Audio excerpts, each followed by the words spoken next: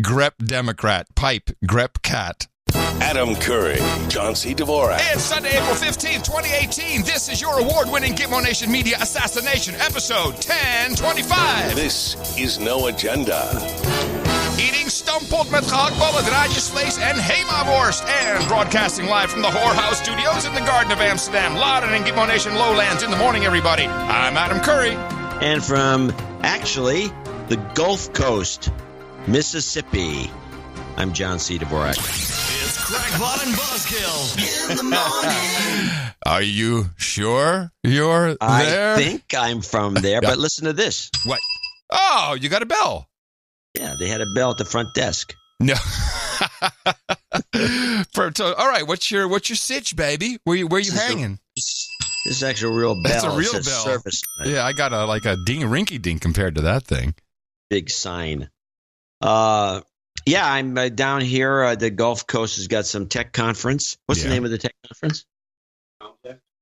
Technology Expo, creatively enough, at the Beau Rivage in Biloxi, Mississippi. Oh. And I'm doing a little talk tomorrow, and I couldn't get there without having to go on Saturday, so I could get there. So I'm here on Sunday. Yeah. Yes. And doing the show on a gigabit line provided kindly by the group. Nice. And who is the mystery voice in the background?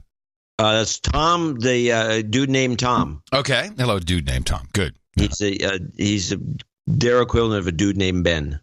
It doesn't happen often, but from time to time, we are both in non-fixed studio locations. This is one of those times. I hope you appreciate the effort that goes into this. Yes. Neither one of us are anywhere near. And normalcy. Normalcy, yeah. Yeah. And I'm running this off of a Dell XPS gigabit going in. What, you have a gigabit? You have a gigabit Ethernet card? Yeah, sure. Oh, nice. No. Well, okay. I'm like, okay, that's cool. No, it would be cool, but no. Mm. It's a good synchronous up and down. So it's right. Well, you sound fantastic. Actually, I have to say, I'm using the Audio Technica 2020. That's not people out there. That's not your typical mic, is it? We've used this mic before. That's the one that fell over and you thought I was dead. Yeah. Yes. Infamous. Yes. And then it snapped the little connector off the bottom, and I had to get in touch with Audio Technica to have them give me another mic. Oh, well, you should try this one when you're back home. I like it. Yeah, it won't sound as good. Yeah. Okay. Well, here in the Gitmo Nation lowlands in the EU, no one is really talking about Syria anymore. That was very weird the way that went down here.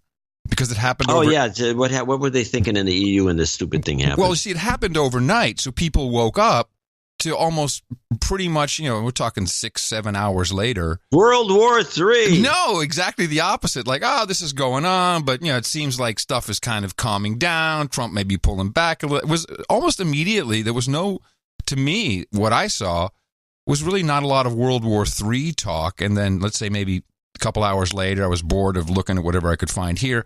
I brought I got the Sirius XM on my phone, which I of course have to bring here since my pager doesn't work. And all I heard was Stormy Daniels stuff. Your pager doesn't work? No. Gee, how could that be? The pager, it doesn't connect to the pager network in Europe. I'm so surprised. What's it called? The sex pager? Was the phrase? No. The pager? We got some. You use some phrase about the pagers, got everybody all a tizzy. Stormy Daniels, yeah. Well, they're preoccupied over there. If you remember the way the British government operates, but I'm talking. That was U.S. I was listening to CNN, and all I got was Stormy news. Well, that's not what we've been getting over here. We've been getting too much analysis of the event, why it took place. Everybody's all gung ho, and then. Some analysis of the poisoning. It turns out you got that data. The nerve agent used in England turns out to be something from World War I. Yeah, no, I didn't hear that one yet. No, I didn't. What about that? Well, what it turns out those guys, the guy that we have, the guy that works for the chemical weapons operation, OPCW. Yes, OPCW. Yeah, whatever that is. Yeah. Yeah, he who told us there's a gag order. Well, apparently they were given they were allowed to do a report on the chemical that was used in England. Right. And they found it to be BZ, which is some old thing from 1909. And they could find none of this Russian stuff in it. But when the report came out, they'd left all those details out. Really? And then they were grilled about why were those details left out. And they said, we just gave them the information. And somebody else. Yeah, the lab did a Swiss lab did the analysis. And yes. Oh, that's the it. OPCW, whatever they are. Well, Heather, they left it out. I actually heard Heather talking about this. I got a couple of short clips. And Matt is egging her on again, although I don't think that's in all of these clips, but Matt Lee is definitely needling her a bit. Here's the bit about the OPCW that they're not, of course, I think the inspectors were supposed to be boots on the ground when we started sending missiles, and we're just not waiting for the OPCW. We believe we know who is responsible for this. We believe we know that chemical weapon was used. We will still wait for the OPCW, the OPCW will still formulate its facts and its findings, but that still does not determine, the OPCW does still not determine the responsibility. They just determine the substance. There won't be any action taken. Who gives a crap about what the OPCW says? They're not important, apparently. They don't matter. And where do you get all this information from, Heather? How do you know? How are you so sure? I can tell you this. Syria is responsible. We are all in agreement. I have also seen... We're all in agreement. We're all in agreement on this, ladies and gentlemen. Syria is responsible. The Secretary of Defense's remarks as well. We are assessing various sources. Different government agencies and departments have different types of sources by which we gather information. Okay. So DOD has certain kinds of sources, State Department has different kinds of sources, and other agencies and departments have various sources. We will take a look at all of this information as it comes in, and we have to remind you that this is a dynamic situation and it's ongoing. But we'll continue to look at everything. That's the CYA part. Remember, it's dynamic. Anything can happen at this moment. It's not static, it's dynamic. It's like IP addresses. But it's like we're in a time warp, and was about a year ago. We're going back to that thing, if you recall, the Geneva process. Do you remember this? No. That's how long ago it was. That was when we were trying to get Assad out, and all the jamokes were there in Geneva, basically carving up Syria. Oh, right. They're all in having the big meetings. They're back again. I think it's clear that we are obviously engaged in Syria. One of the things that's important to us is try to encourage the parties to get back to the Geneva process. So when we look at pictures, for example, of the Turks and the Iranians and others meeting to discuss the future of Syria, some of those countries are certainly don't have the best interest of Syria at heart. And that I'm specifically referring to the Russians and the Iranians and others. What? We would like to see us get back to the Geneva process so that there could eventually be a political wait. So us bombing the shit out of them means we have their best interests in heart? Isn't that beautiful? But the Russians don't have their best interests in mind at all. Matt has a question, obviously. Have the best interest of Syria at heart. And that I'm specifically referring to the Russians and the Iranians and others. We would like to see us get back to the Geneva process so that there could eventually be a political solution in Syria. Your position is that the United States has the best interests of Syria at heart, but no one else does? I think calling for... Hey, if you die, there's my man. A return to the Geneva process, which is something that many countries have agreed to, has the interest of the Syrian people at heart, certainly. But the Russians and the Iranians have I don't think that the Russians and the Iranians have the best interests of the Syrian people at heart. But they have called for a return to the Geneva process. Well, they had called for that. But as we've talked about, Matt, I think your first question was about how Russia will try to turn facts on their heads. We see that happen all the time. We've never done that, of course. No. I think that they have the best interests. You don't think that they really want to return to the Geneva process? I do. They said they do. Okay. We're highly skeptical because we've not seen them go forward with that. Okay. Yes. Hi, now, as we know on the No Agenda Show, the truth always wants to come out. Eventually, it'll pop out of your mouth. There's nothing you can do about it. It is the job of the producers of the No Agenda Show to catch you, Heather. Okay, well, would you say today, though, that the U.S. has proof that this was the Syrian regime? Yes. Okay. And we continue to look at the information. We continue to gather information and further assess it. We don't have the information to be able to provide. We aren't able to provide all of this publicly at this point because it's sensitive. She said don't. What were you going to say, Heather? Oh, I'm so sorry you messed it up. Okay, well, would you say today, though, that the U.S. has proof that this was the Syrian regime? Yes. Yes. And we continue to look at the information. We continue to gather information and further assess it. We don't have the information to be able to provide. We don't. Yeah. They got nothing. What's crazy about this, and you might have received this as well, a couple of people sent this to me. This is RT from March 17th, their live broadcast, pretty much coming from the future. Representatives of the Russian armed forces have said they have reason to believe that the United States at its Al-Tanf base in Syria has been preparing squads of rebels, fighters, to stage a chemical provocation, a chemical weapons attack in the south of Syria, in Daraa, which borders Jordan and Israel. They've been provided, allegedly, as many as 20 tons of chlorine, as well as detonators disguised as cigarette packs. And this attack is imminent. Defense officials have said that this attack will be blamed on the Syrian government and will be used as an excuse by the United States and its allies to strike at Bashar al-Assad, his government and his military directly. The provocations mentioned will be used as a pretext for the United States and its allies to conduct airstrikes against military and state infrastructure in Syria. We're seeing that such strikes are being prepared by warships in the Mediterranean, the Red Sea, and in the Persian Gulf. At the same time, speaking in Astana, Sergei Lavrov, the Russian foreign minister, said that the Syrian conflict is beginning to look less like a proxy war than a direct confrontation. There are US special forces on the ground. They are no longer denying this. They are accompanied by the British, French, and special forces from other countries. It's not a proxy war anymore, but rather a direct involvement in the war. We condemn their illegal presence on Syria's territory. The US-led coalition is not legitimate from the UN point of view either. We are pragmatic people, and we understand that we should not engage in armed conflict with them. So there's Russia Today coming to you from the future. Not a hard one to predict, probably. But that was a month ago, but they kind of, except they do have the tonnage wrong, it seems. Well, you know, what we're learning more and more about is... Before you go on, I want to mention that we have two conflicting trend lines here. One is that they did something, and the other line is they did nothing, and the whole thing was staged. Right. Well, I'm pretty convinced this was staged. It was a false flag, I guess we'd call that.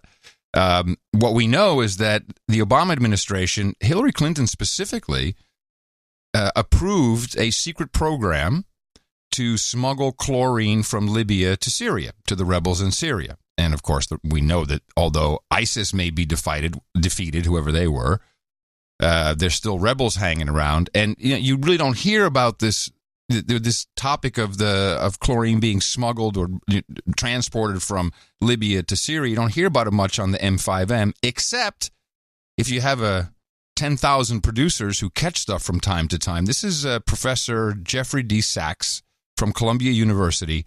He will explain exactly when and how this happened, and will even give us the name of the secret operation that it was conducted under I think this was on MSNBC. This is a U.S. mistake.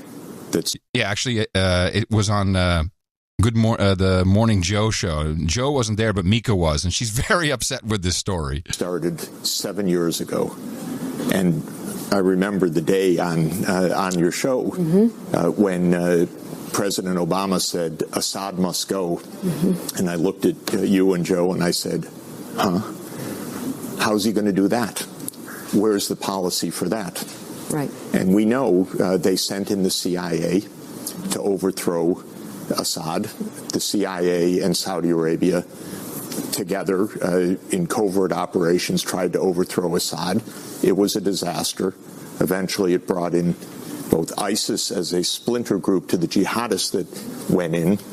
It also brought in Russia. So we have been digging deeper and deeper and deeper What we should do now is get out. I don't think it's attractive, but I think we have to understand how this happened. This happened because of us. We started a war to overthrow a regime. It was covert. It was Timber Sycamore. People can look it up, the CIA operation, together with Saudi Arabia. You might want to look that up it has its own wiki page, Timber Sycamore. And there's Saudi Arabia, which we predicted. Still it's shrouded in secrecy, which is part of the problem in our country. A major war effort shrouded in secrecy, never debated by Congress, never explained to the American people, signed by President Obama, never explained. And this created chaos.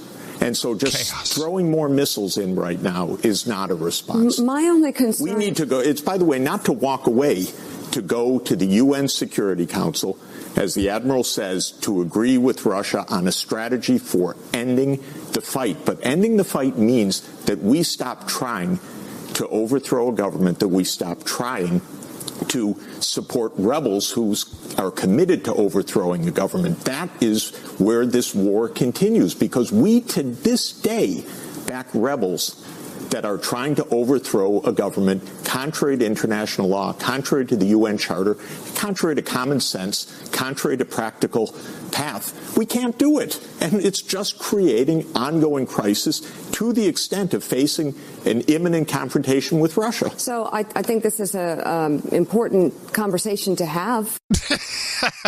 Yeah, we can have that conversation some other time. You tinfoil hat crazy. What are you talking about? It's Obama. There it is. Operation Timber Sycamore. Run by the United States CIA and supplanted by various Arab intelligence agencies, most notably that of Saudi Arabia, launched in 2012 or 2013, which matches the timeline. It supplied money, weaponry, and training. Yeah, well, this is the stuff that we kept sending stuff over there, and it always ended up with the bad guys. Yeah, of course. But it also makes me now think that the false flag was still spurred on by elements within the CIA who are on the ground. Could be. I mean, it's their operation. I don't think it was ever. What does it say that it was? Yeah, they're always closed? trying to make up for their mistakes when they screw something up. And now that Pompeo is gung ho, they haven't. I guess they're kind of in an interim situation. They don't really have a boss, right? It's CIA right now. Right. Yeah, they don't have a boss. So that could be it, but but the woman that is supposed to be the boss, she's already a boss, so she's got the lower job, right? So she just has to get approved to take over the place. Yeah, and we know nothing about her. We get misinformation that she's a bad person, and then we get information that she's a good guy, and that it's just like we don't have a clue what she's like. Are you assuming her gender again? When I said what? Good guy? That she's a good guy. Yeah, assuming her gender. What we always like to do on the No Agenda show whenever we have a big event like this is we like to produce some music, and today is no exception. Tomahawk missiles in the dead of night. Take out all the Russians that you find. All your life you've been waiting for this chance to blow it all sky high. Tomahawk missiles in the dead of night.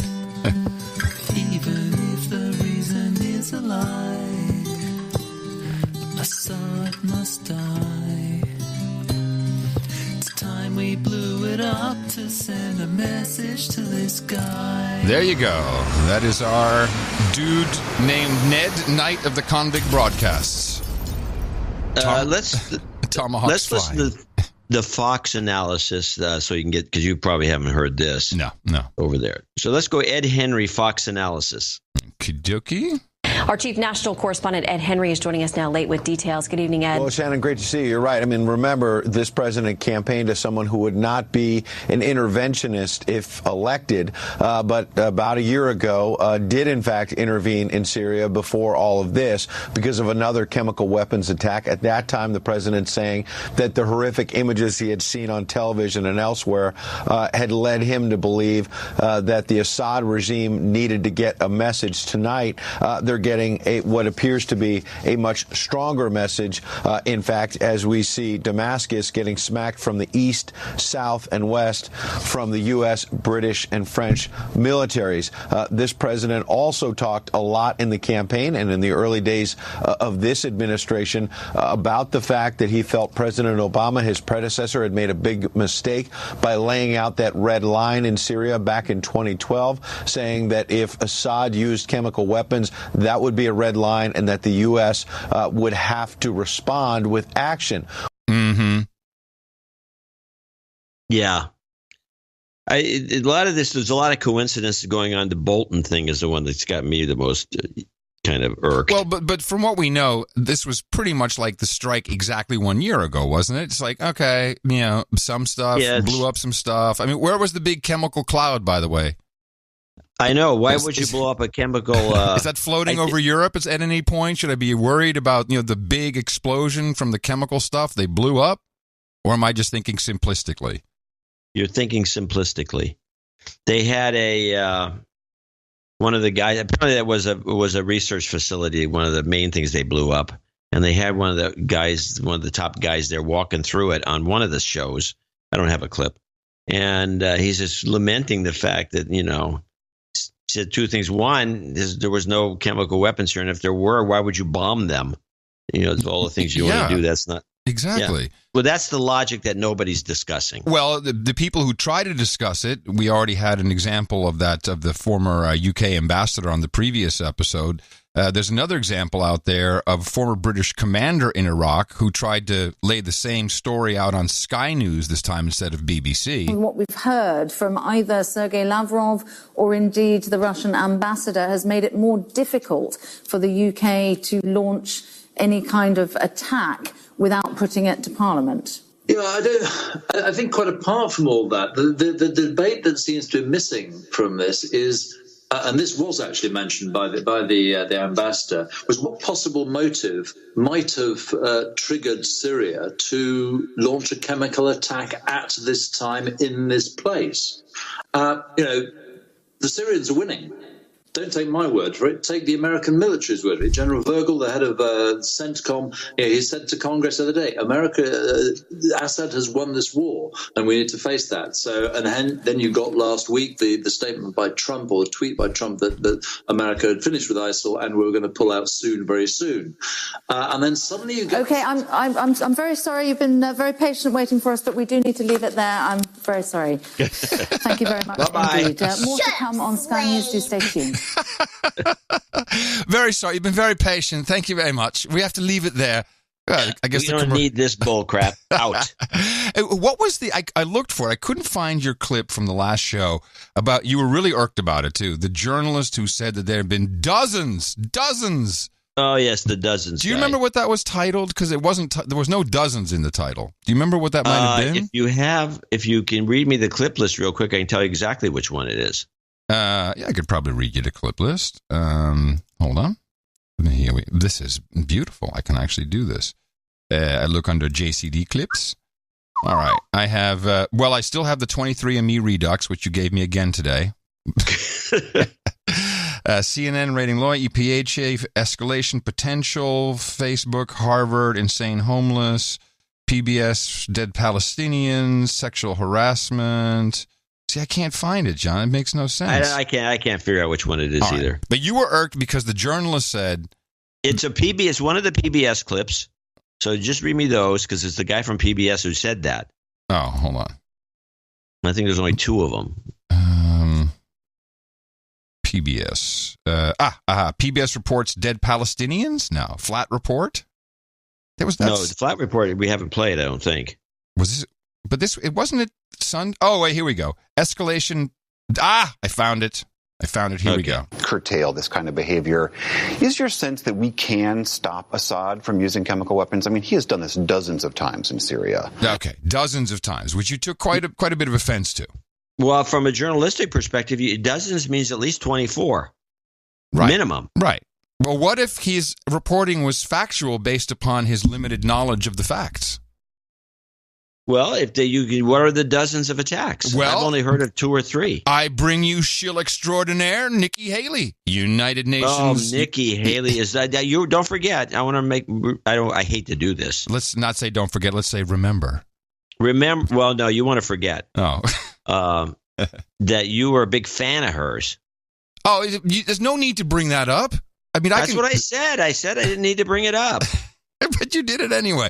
I liked her, and now I hate her. Okay. Yeah. Here she is in the United Nations speaking about this. I'm very, very disturbed.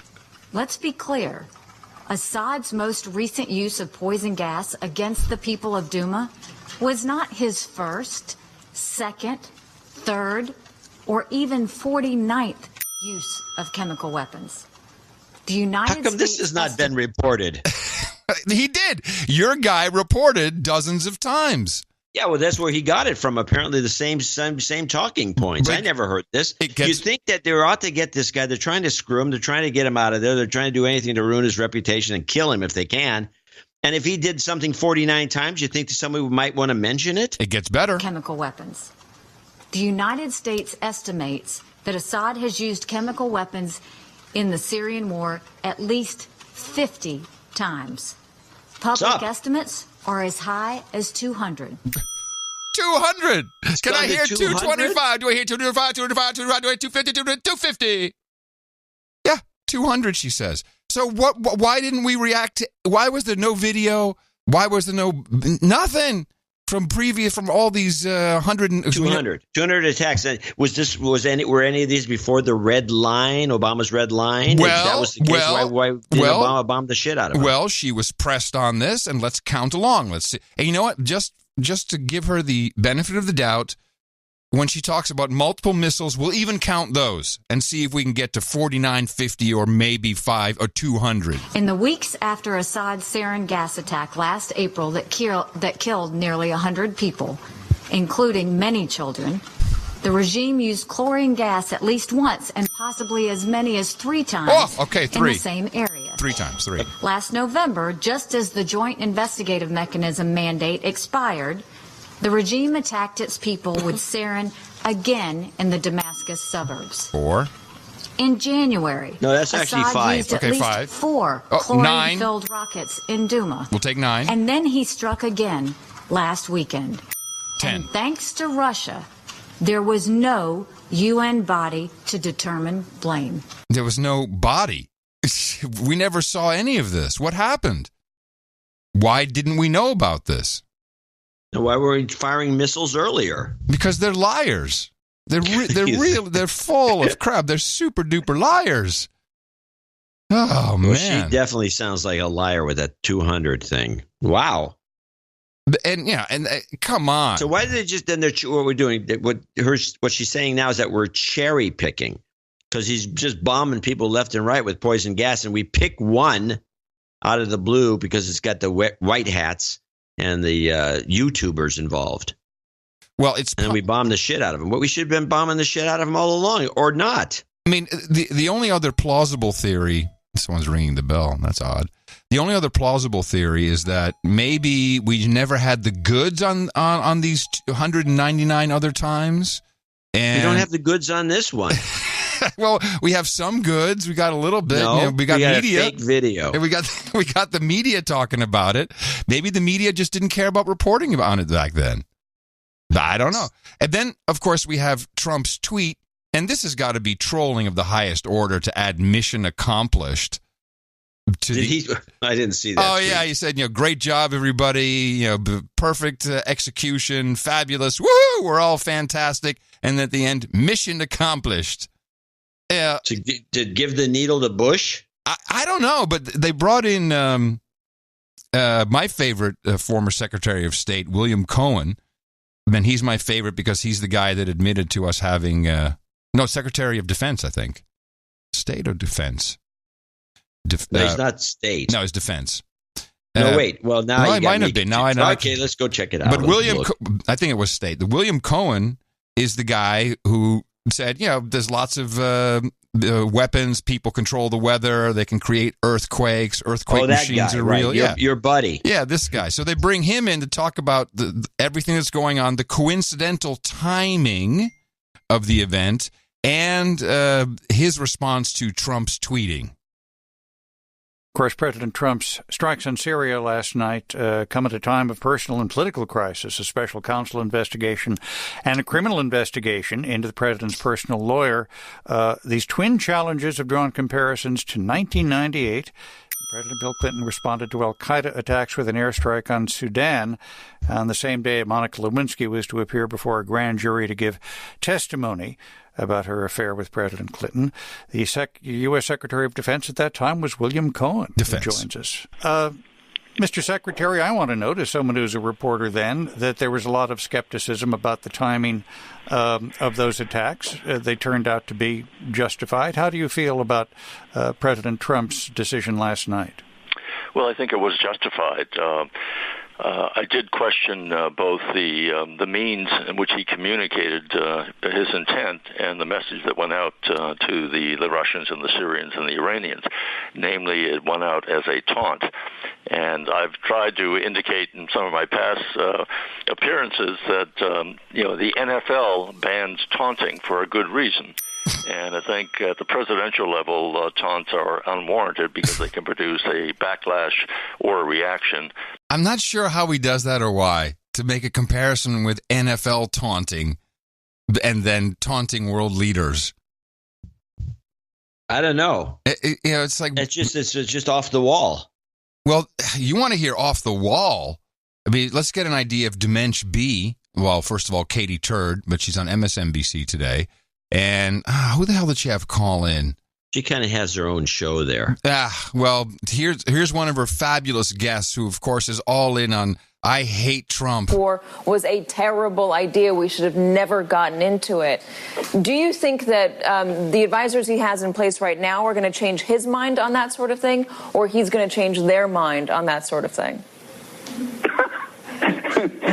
I don't think he actually has a mind. I think he basically is very venal. He's looking to get himself through to the next day and put as many dollars into his bank account as he possibly can. I think this man is a danger to the United States of America. Yep. Ambassador Joe Wilson, thank you very much. We appreciate your that's time. Ambassador Wilson. He has to cuss. Yeah, listen. We'll get invited back. You can't go on those shows and just drop a fuck you bomb. Listen to her. But he also is like the president has no mind. Yeah, venal. What does venal mean, actually? How it means you're just out for yourself. It's at a kind of a base level, at it's a good word to throw in from time to time. Well, here's Katie's apology for what just happened. The United States of America. Ambassador Joe Wilson, thank you very much. We appreciate your time. I'm sorry for the vulgarity right there. I apologize for the profanity. But these are serious times. Yeah. Ambassador, thank you so much for calling in. Bye-bye. Thank you. NBC's Kelly O'Donnell is at the White House. Okay, here's venal. Showing or motivated susceptibility to bribery. Well, that's interesting. Corruptible, bribable, open to bribery. I didn't know that was the. That's a good one to add in there. Yeah, so he's venal, open to bribery. In other words, he's got no morals. Right. They like to promote that idea. Who's this ambassador to what? I don't know. I can't remember.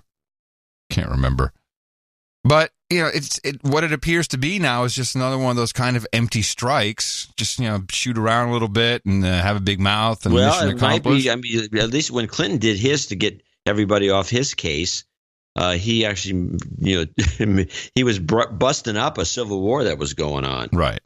This isn't busting up anything. Right. I want you to play this Ed Henry observation of built and clipped, which was a part of his report. I think this is kind of interesting. You mentioned that new national security team, chiefly John Bolton, the new national security advisor, the former Fox News contributor. The small group of reporters who were in the diplomatic reception room with the president say that John Bolton, along with Sarah Sanders, the press secretary, of course, were just a few feet away from the president, out of camera range, but that John Bolton was reading along with the president line line by line off to the side as he delivered those remarks, clearly having a strong influence not just on the speech, but on the actual policy.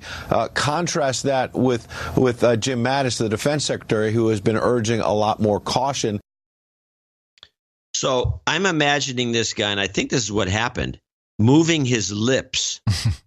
Have you ever worked with anybody that does this? You're reading off a prompter, and the guy's next to you is moving his... reading along with the prompter. Yes. Yeah, but with his lips. Yes, yeah. I've seen that happen. It's very annoying. It's usually done by people who are not very professional at the Bolton, business. A case in point. That's pretty funny. I like that. Yeah. Okay, but still, what has actually happened? Nothing.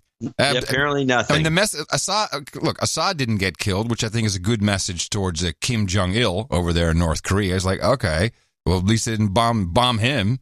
Might have lobbed a couple bombs here and there. Which is what Reagan tried to do with Gaddafi. Oh, well, we know how it ended up with Gaddafi if you trust people.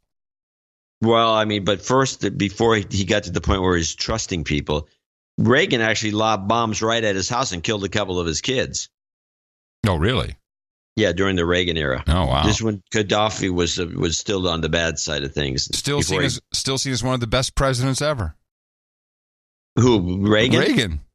Yeah, no, he'll be seen that way because he's on, and I believe that's because he's on an 80-year cusp. Every president, it's a cycle for great presidents. The guy, whoever gets elected in I hate to go back to this, but whoever gets elected in 2020 will have the same. He'll be considered, or she will be considered a great president.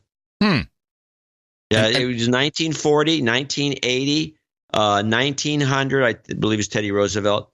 1760. Everybody that falls on that 40-year cycle, which is part of an 80-year cycle. Every 40 years, it's a great president automatically. Even if it would be Trump's second term.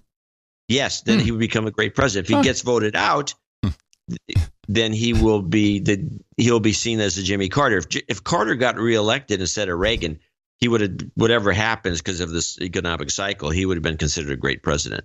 Huh. Well, Reagan never would have had this bombing take place on April 11th. And why? Oh, because Mercury was in retrograde. Nancy would not have allowed That's it. True. Yes, he was a big time. You have to wait until the 15th. I mean, today is the day to do it. That was his wife. His wife wouldn't allow it. Yeah. Wasn't she running everything while he was kind of using the horoscopes? Yeah. Well, it seems like business as usual. I don't know what the next step is, but I don't have a. And by the way, no one ever is questions anything about this following statement. Russia, Iran, Syria. What has Iran done that we can actually point to? I mean, what is Iran's involvement in this, other than the obvious, which is the pipeline? But you're always saying Russia, Assad. You never hear what Iran is really, what their complicity is in this. They're arming the rebels. I have no idea. No, well, the information we're getting is subpar. We're arming the rebels. We're arming everybody. Yes. But who is we? Is it this? It seems to be just CIA. I still want to hold to my original theory that Trump is just doing this to do it and get out because they brought him in with this stupid, fake chemical weapons thing. I have no idea. I mean, the pipeline theory you had last week is the best theory. It's the best we got. And it involves this exact same players. Why are we bombing the shit out of them with UK, France, which is Total Oil, yeah, and BP Shell, US. BP Shell, the UK. And so you have these oil companies. Where's Germany? How come they're not joining in? Yeah, because they have jets. Oh, I'll tell you why. Because they're just about to open up the Nord Stream 2. They're real happy with Russia. They like the pipelines that they have coming in. Everything, or not everything, but a lot of the gas specifically goes through Germany into Europe. So they're being real quiet. They're missing in action. In fact, there's no real EU presence. It's just these independent players. Yeah. all Germany is doing is making the actual chlorine bombs. That was their contribution, and they made money on it. They sold it to somebody, probably to us. Yeah. Well, it's sad. And it's disturbing. It's disturbing. And Alex Jones, the seed man, was going. I mean, I can't even play the clip I have of him. It was just one big F-bomb tirade, and there's no one effing this and effing that and F Trump and F everybody. He's emergency broadcast and get on the air for 36 hours to try and save the Republic. Wow. Yeah. I missed that. How could you? It was 36 hours. No, but this, I mean, it's just going completely insane. And then we have all the questions in the UK, doesn't Parliament have to approve that? And of course, I totally think this is illegal to do this. You need Congress to approve this, but then, we get back to but you're in, you're out. You do it, you leave. Okay, next time, Congress, no problem. We're not doing anything more. Yeah. This is the end. Yeah. Well, not even that, but I think under the war powers resolution, the president has, was it 60 days, I think, or 30 days to go bomb people? Yeah, and he then can do anything he wants for 30 days, 30 to 60 days. Right. Well, poor use of your time, President. His strategy better become clear to me pretty soon, or I'm going to be very, very unhappy. Well, not that, but it's getting more complicated with his lawyer. Yeah. I have been following that because that's all I could really find. I have Dershowitz with a two-parter. Oh, I'd like to hear that. Actually, I haven't heard that. Yeah, actually three-part. He was on NPR. He's been around. He seems to be the only guy they go to these days, although he was never on. He couldn't get on MSNBC or CNN for a while. He was on Fox, and that only brought down his... initially, if you really followed his career, initially he was a raving lunatic liberal. Right. And he was on MSNBC all the time. Well, I think he is. I think he still is a raving lunatic liberal. I think he is too, but he has a different perspective. He's what I consider is to be a libertarian liberal. Yeah. And also he's a very structuralist. So whatever the law says, he really analyzes things. If you don't want to hear him become a liberal, and now he will defend conservatives. He's a little bit like the ACLU. And once he started doing that, they kicked him off those stations. Well, let me Oh, you can't. There's nothing good about Trump, period. If you say anything about him that even sounds sympathetic, you're off. Which is kind of the way people have been looking at us. Let's listen to his issue with raids on lawyers' offices. Well, I think raids of lawyers' offices should be reserved for the most extreme cases. And I proposed new legislation, in fact, in an article on the Hill, saying that when a raid of a lawyer's office occurs, the raid should be accompanied by a judicial officer, a judge or a magistrate, who can make a preliminary determination as to what material is privileged. I'm not worried about the rights of the allegedly crooked lawyer or doctor or priest. What I'm worried about is the rights of the innocent client, patient, or penitent that may be swept up in the raid. And the taint teams that review this consist of FBI agents and U.S. attorneys. And that seems to me like a core violation of the Fourth and Sixth Amendment, to have government officials reading through material that may turn out ultimately to be privileged and confidential, and just simply saying, oh, it's okay, we're not going to use it in the criminal case. The risks of leaks are very, very high. And the very fact that government agents are reviewing your most confidential confessions to your priest or statements to your doctor or statements to your lawyer is very troubling. Yeah, and he says it's really an issue of the Fifth and the Fourth Amendment. And I said Fourth and Sixth. He said Sixth? I think so. And and I like how, and really only in America, I don't think there's any other country that I know of that equates your relationship between you and your priest with you and your lawyer. That's a foreign concept over here for sure. Oh, is it? Oh, yeah. Oh, attorney-client privilege? No, it's not. My understanding is it's not interpreted even close. Certainly not as a priest. You have no privilege. You have no attorney. You can't talk to your attorney, or he can testify against you. Is that what you're saying? Yeah, that's what I'm saying. Well, sounds like Idiocracy, the movie. No, the whole system. Well, in the Netherlands, they don't have enough. The judge pool is too small. So they take backup judges, and they are just lawyers from big law firms. So if you want to win, you got to hire the law firm who's going to supply a judge for your case. That seems fair. Actually, it seems more American than they realize.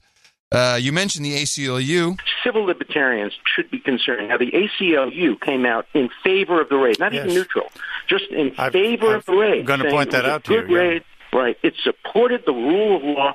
You know, I've been active in the ACLU for 55 years. I was on its national board. I never remember a situation where the ACLU, without considering the implications for civil liberties of innocent people, came out and supported government's action. It seems to me that the ACLU is now more interested in getting Trump than they are in protecting the rights of all Americans. It's a scandal and it's a shame. I have to admit, ACLU, what a bunch of douchebags. Not, just coming out and saying, oh, yeah, this is completely okay.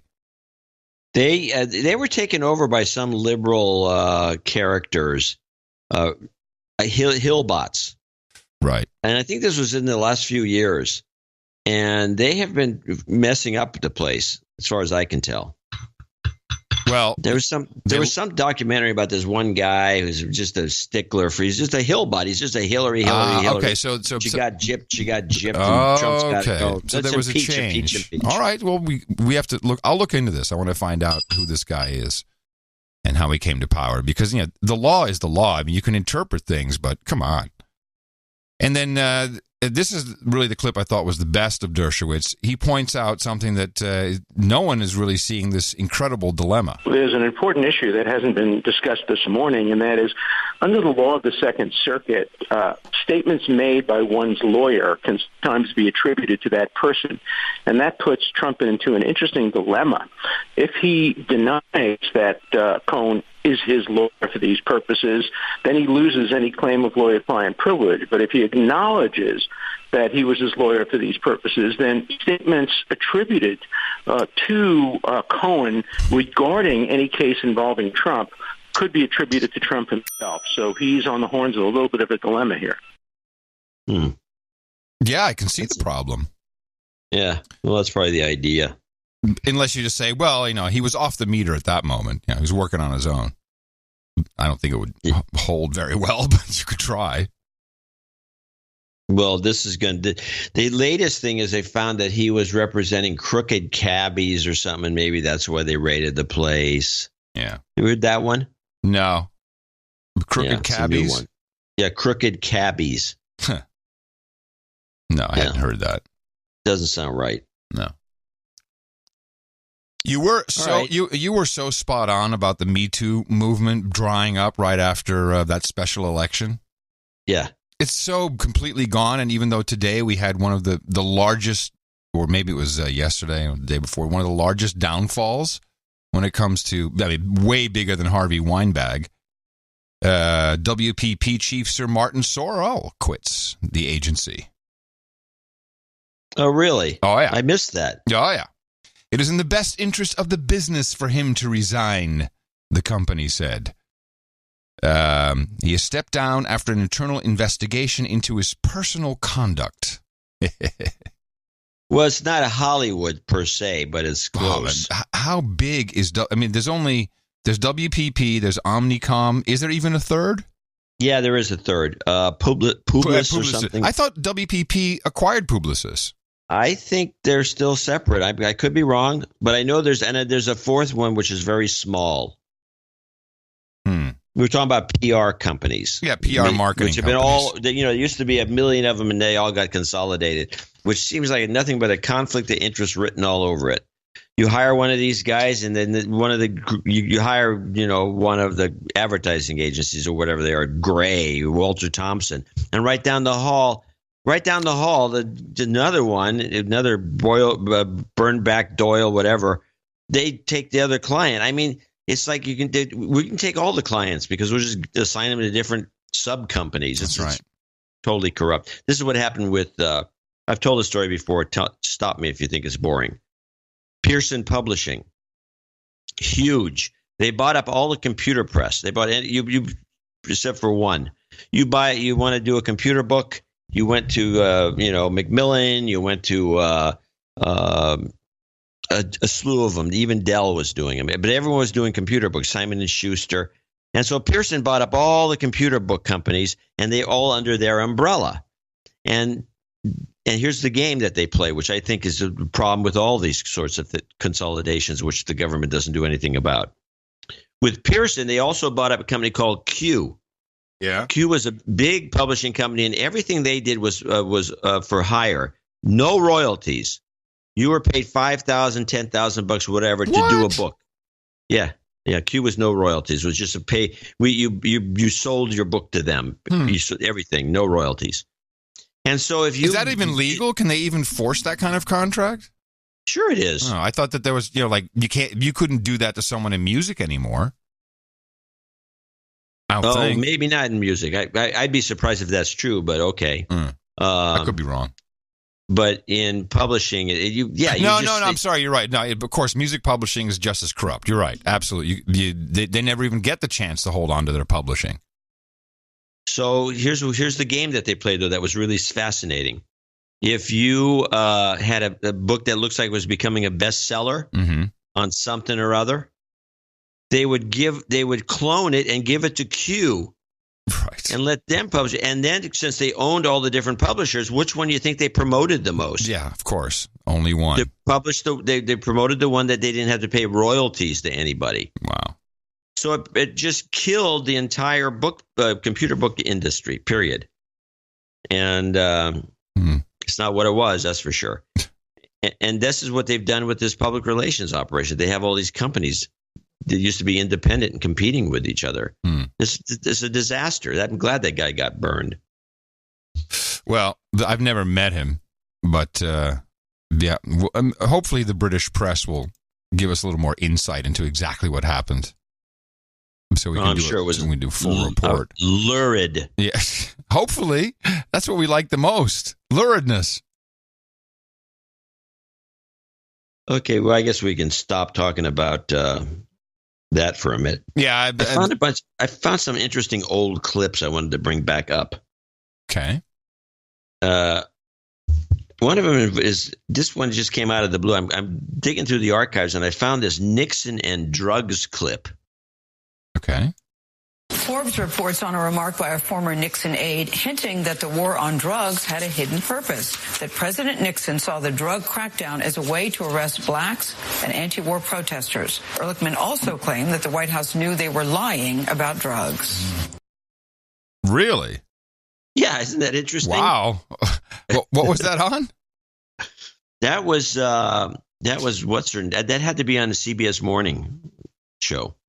Because that was what's her name, the black girl, right? Gail? Yeah, Gail. No, it can't be Gail. I can't remember. There's just one of the women there. Gail wasn't on that long. No. Oh, she's the Oprah's girlfriend. Yeah, she's not. Well, okay. Yeah. Oh, that is much longer than I thought. This clip's only from a couple years ago. Okay, thank you. I'm like, wow, was she around when Nixon was president? Her voice sounds the same. I'm sure she was, but yes. She did this is a couple of years ago. It's a clip that for some reason we never played. She did a piece with Elon Musk. And I've got to play this clip for you. So she went to the Tesla factory, and she's got her hard hat on, and they both got their goggles, and they're walking around, and he's showing her the couch that he sleeps on, which it was unbelievable. It was a couch and a pillow. Like, yeah, I sleep on this every night because it's so busy on the factory floor. Yeah, sure. Bullshit. Sure, Elon. I don't know who had the worst hairpiece, Gail or Elon. Just looking at the two of them. But here's what went wrong. Now, please bear in mind, this is the man who is warning us that robots are going to take over and kill us in the near future. Tesla's future is tied to this car. When Musk introduced it last summer, the Model 3 was billed as the company's first mid-price, mass-produced electric car, accessible to middle-class customers, not just the super wealthy. You said to your team, everybody get ready to meet the demand. We're going to be in production hell. Yes. But you didn't expect this kind of production hell, or did you? No, it's worse than I thought. Why is that?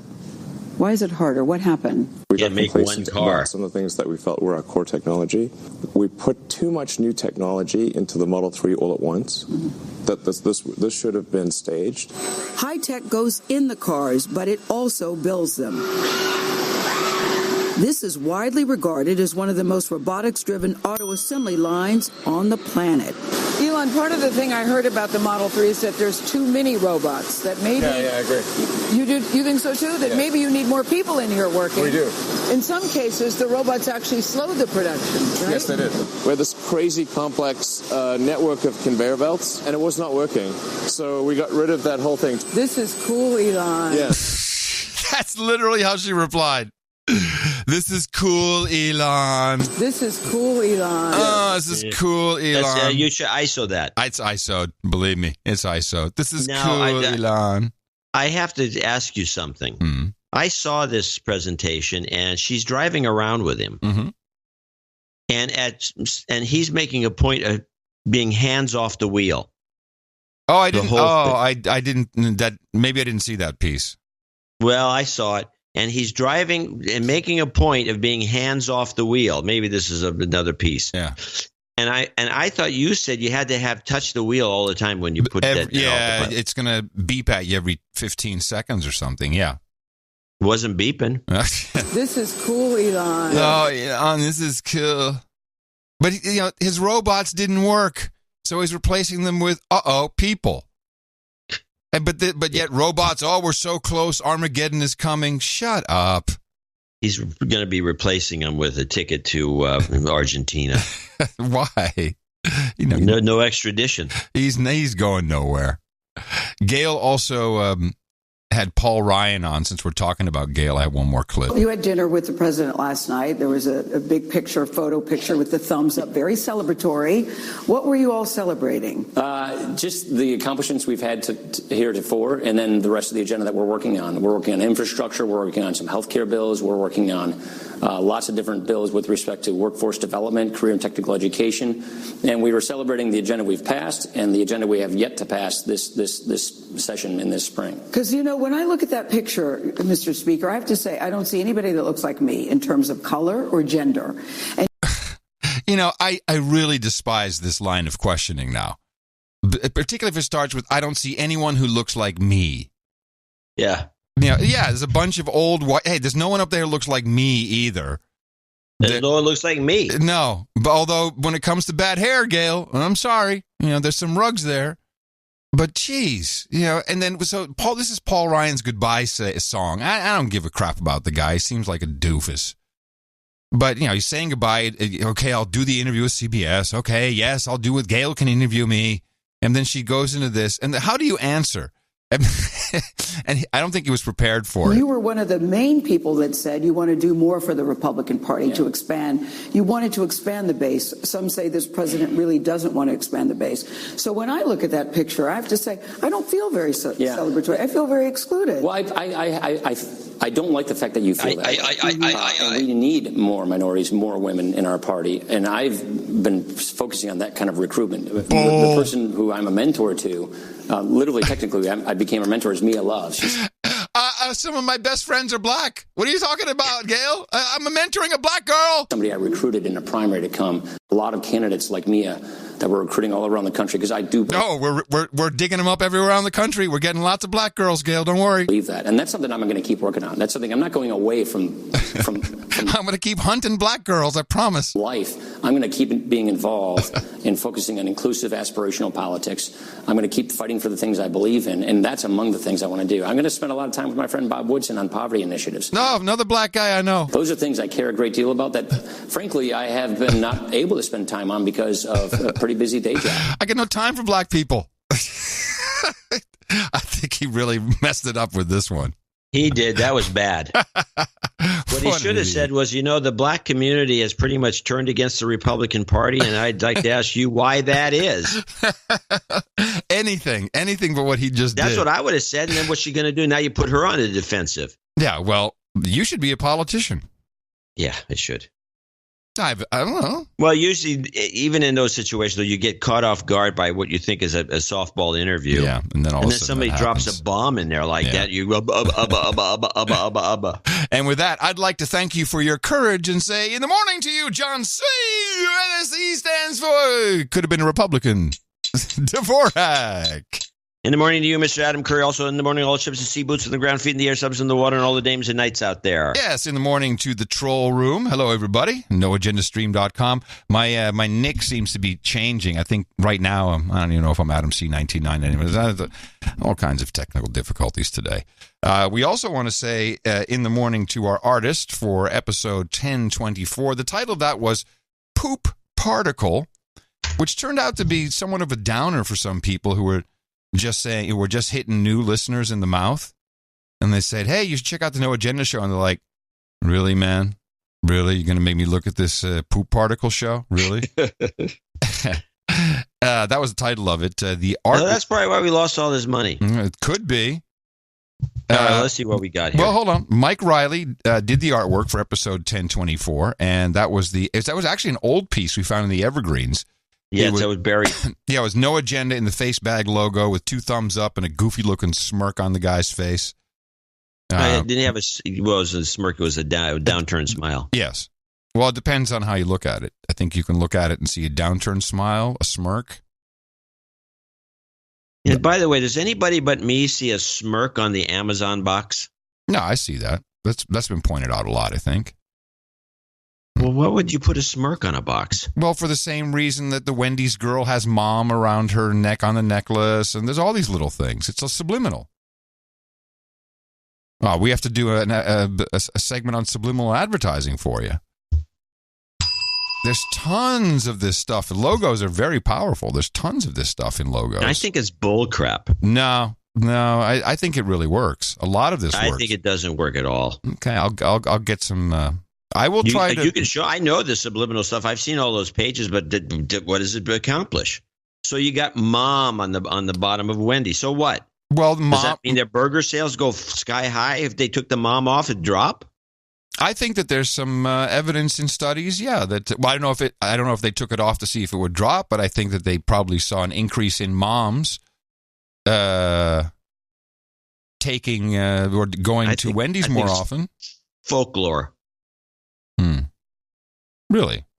Yeah. Okay.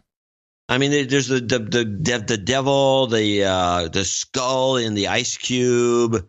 There's all these. I mean, I know, and you have guys. I have to say this: there are guys who can look at a magazine cover, and we've seen these guys, and they can say, "Oh, look at this. There's a sign of the devil. Yeah. There's this, there's that." Yeah, they can a lot point of that. A million things out that you're not seeing, right? And okay, maybe you're seeing the sign of the devil, so maybe you're seeing 666 on there. What does that mean? You're going to go eat a baby? I mean, what does it mean? I don't know. Do? I can only speak to the subliminal positive things. Like what? I don't know. Mom coming into Wendy's? I don't know. I'll see if I can get something together for you. I'm going to work on it. Come up with something. You better be strong. You were on a roll today. And talking about strong, Arnis Selimans from apparently EE. Where's that? That's Arab Emirates or Egypt? Where is that?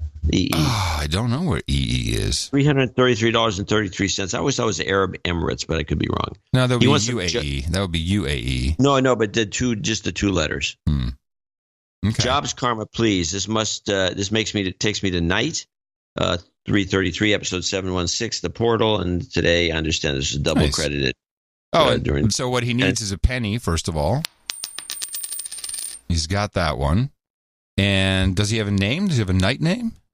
It just says night, so it's going to be just his name. Well, let me just check in the Sir Armis Selimans. Our back office notes for a second here. Sir Selmans. No, that's just Sir Selmans. That's what it's going to be. Okay. Very good. And he needs a job karma. Jobs, jobs, jobs, and jobs. Let's vote for jobs. You've got karma. And talking about a penny. So I go into the casino at Harrah's. This, by the way, this area in Biloxi, Mississippi area, has got all the casinos. It's called the Redneck Riviera. And they got these casinos, but at least so far, I haven't visited many of them, but I went to the Harrah's one since I was staying there. Mm-hmm. And all the slot machines are penny slot machines. All of them. Really? Yeah. Minimum bet 25 cents. Huh. What the hell's that all about? If it's a penny slot machine, I expect to put 2 pennies in it and make a bet. No. Minimum 30 cents, 25 cents. You can't make a bet. You can't bet a penny. Huh. They even have penny slot machines in Vegas where you can bet a penny. I just thought that was the weirdest thing. So what's the point? I believe it's some scam. Do you think? Yeah, because they say it's a penny slot machine. So there's some tax benefit or something. It's not a penny.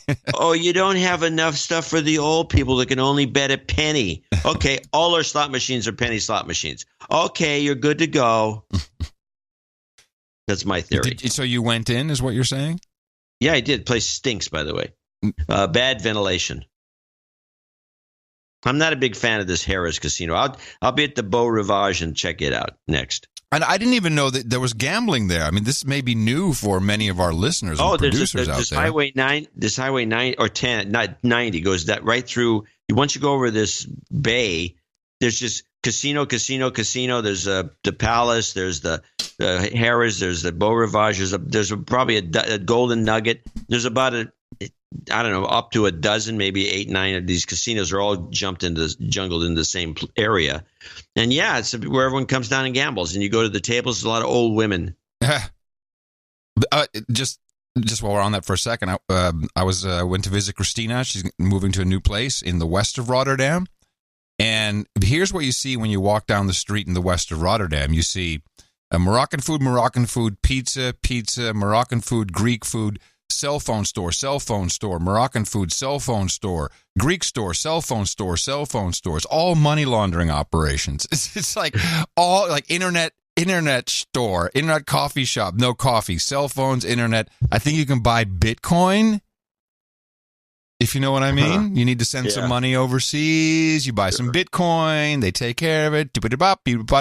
We're all done. That's funny. But two next to each other. Yeah, well, I've always thought like half of these casinos are money laundering operations. Sir Abel Kirby. Yes, he sent us a mix for the end of show today. 333. Yes, he's one of the good guys. Credit is Sir Abel Kirby. ITM gents, great shows and great music lately. It's always made me proud to be a producer. Please give me a shot of Jobs Karma. I'm on an airplane during Sunday's show on my way to an interview. The view is great from up here. I think I can see my house. All the best of Night of the Fighter Flight. That's right, Sir Abel Kirby. And please listen to the end of show mix. We got a couple of really good ones today. Double Jobs Karma for you, sir. Jobs. And jobs. Let's vote for jobs. And we'll throw in a goat. You've got karma. Also got $333 from Logan from Indiana. Hello, John and Adam. This is A Block. The A Block killed. Keep it up. We're talking about last show. Keep it up for the rest of the show. First of all, douche me. My brother. You've been de-douched. My brother introduced me to the show last summer, and I knew immediately that I would have to contribute to the cause. Sorry it took so long. We spend hours per week deconstructing the cycle and try to help each other see through all the crap. You guys are the masters. Second, I want to give a shout out to my smoking hot wife, who is a total MILF now. She is doing great with our new son and loves you guys. That is a testament to this really being the best podcast in the universe, since she usually hates podcasts. I run into that. People hate podcasts. Why? Yeah. Lastly, my family and I are moving overseas soon, which is a lot of stress. I hope this first installment to you guys brings up some positive vibes to help things go smoothly. Keep up the great work. And then he says, custom mix from Mr. Curry, please, for jingles. He's a showboat. He's a grandstander. The FBI director has no credibility. He's the wrong man for that position. Comey. James Comey.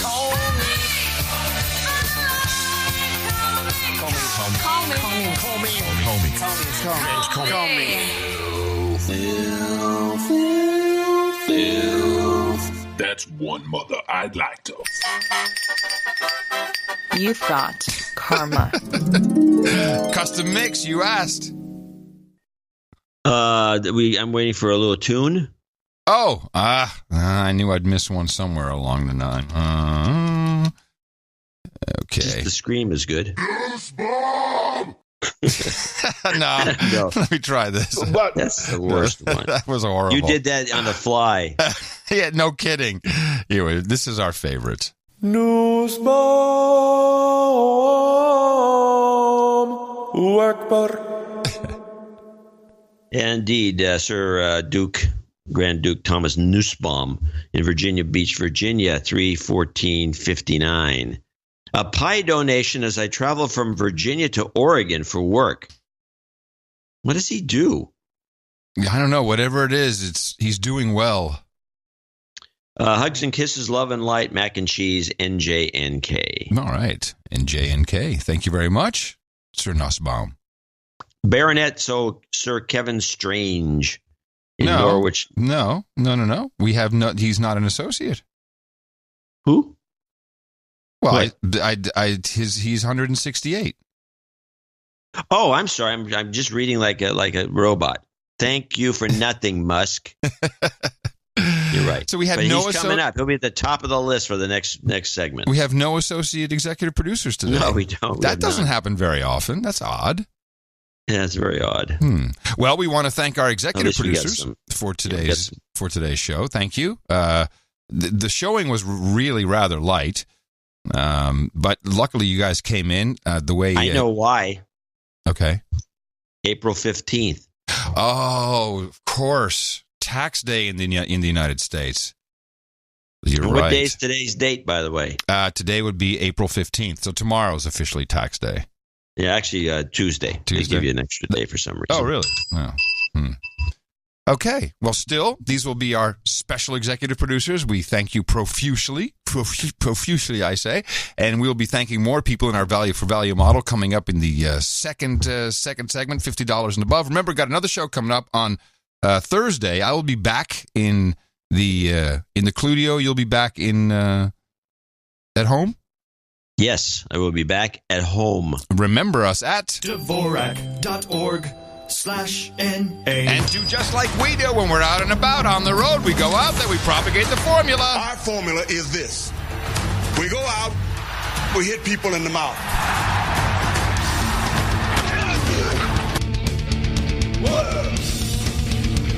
Shut up, slave. Shut up, slave. It's a fantastic article that came out today about Austin that just shows you how lost Austin is and proves my point about Austin becoming San Francisco. As I've been noticing living downtown, Austin does not care about the homeless. They just don't care. There's no real programs. There's money. But let me tell you what the latest, greatest idea is for Austin. Tiny homes. I'll just give you the headline. Austin is piloting blockchain to improve homeless services. Why? Well, part 2 of that is this is part of the mayor's challenge because we are a champion city. Here's the mayor's challenge. It's They do this with Bloomberg Philanthropies, so they're giving away money. Here it is. Use blockchain to vouch for identities of the homeless. The problem, for the more than 7,000 people who experience homelessness in Austin, my God, lack of ID can mean barriers to or delays in their access to housing, employment, and other services critical to dignity, support, and recovery. I like that phrase. Dignity, support, and recovery? No, dignity, support. Dignity, support. Okay. Dignity, support, and recovery. The idea. The city of Austin will use blockchain technology to provide homeless residents with a unique identifier that allows them to access their personal records at any time, enabling access to critical services. Let me guess. They're going to tattoo a barcode on each one of them. Well, that I was thinking, what are they doing? The only thing they can do is it's a QR code, So instead of a barcode, it'll be a QR code. Well, that would hurt. If they tattooed it, yeah. But it's like, you can give people an identity card, but no, they have to make it all swanky and make us look like a hip Silicon Valley type city. Yeah, we can use blockchain for it, baby. That'll be so cool. I mean, come on. Yeah, it's dumb. Because just, I don't even understand what the difference is, but okay. 7,000 experiencing homelessness. Here's your QR code. So you just, when they walk up, or I guess black vans pass by on the street. Hey, let me see your barcode, your QR code. Okay, come with us. They should ask IBM to administer the back office for it, and then I think I'm going to promote the idea of the homeless in California all going to Austin, because everyone else is going there from California. Make the homeless go there. Come on. One of the old games that they like to play, these cities like to play, is the one-way ticket, the one-way bus ticket. Gives a whole new meaning to the term tramp stamp. These QR codes. Ooh, yeah, just came up with that. Yeah, we could bring that back. +1 for the troll room. We could bring that back. Oh, the troll room came up with it, not you.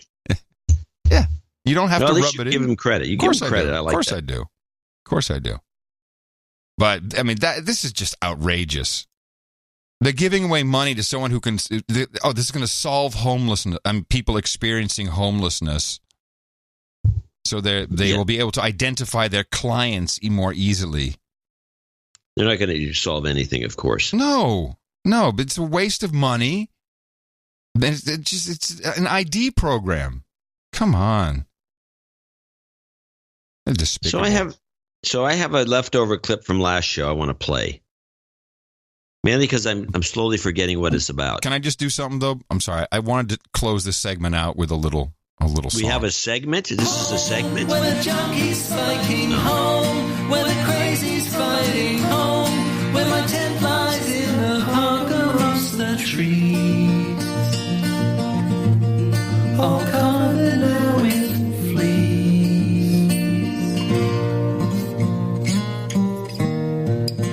We have full-on... What? I think you could have saved that, but okay. I thought it was going to be something different, actually. So I'm sorry. No. Well, you did have... now we got 2 or 3. How many of these homeless jingles do we now have? We have 2 or 3. We probably have more than that. Yeah. Why? Because I'm just wondering how, I just don't know. I just was wondering how many we have. It just seems like a very unusual thing to write a jingle about. Even though Chris put a huge effort into one, it's like a 2.5-minute song. Yes. PBS reports on dead Palestinians. And Israeli troops shot dead 9 Palestinians. Gazan health officials said over 1,000 others were wounded. Thick smoke billowed as Palestinians burned tires to obstruct the view of Israeli snipers. The troops responded with live fire and water cannons. In all, at least 29 Palestinians have been killed in the last week. The militant group Hamas is organizing the protests. Don't you think this should get a little more ink? What, that they're killing people? By the dozens. Now, is that more than 24? Yes, 100 something. I don't know, John. You tell me. There is certainly in America, United States of Gitmo Nation. There's no news. There is no news. Again, I listen on my app. I'm listening to all the different news channels, and all I hear is stormy, stormy, stormy. A little bit of Syria. Lawyer. It's like people are underserved. So I'm glad you're sharing that with us. Yeah, all these dead people. And the funny thing is that I don't know why they were starting to shoot these guys. I guess just shooting the protesters. But they lit off a bunch of tires, but not just like normally, you see a pile of tires. Right. We're talking about a garbage dump full that created this black smoke that actually it blocked the snipers from being able to shoot at anybody. It was quite something. Must have been very healthy to breathe that smoke.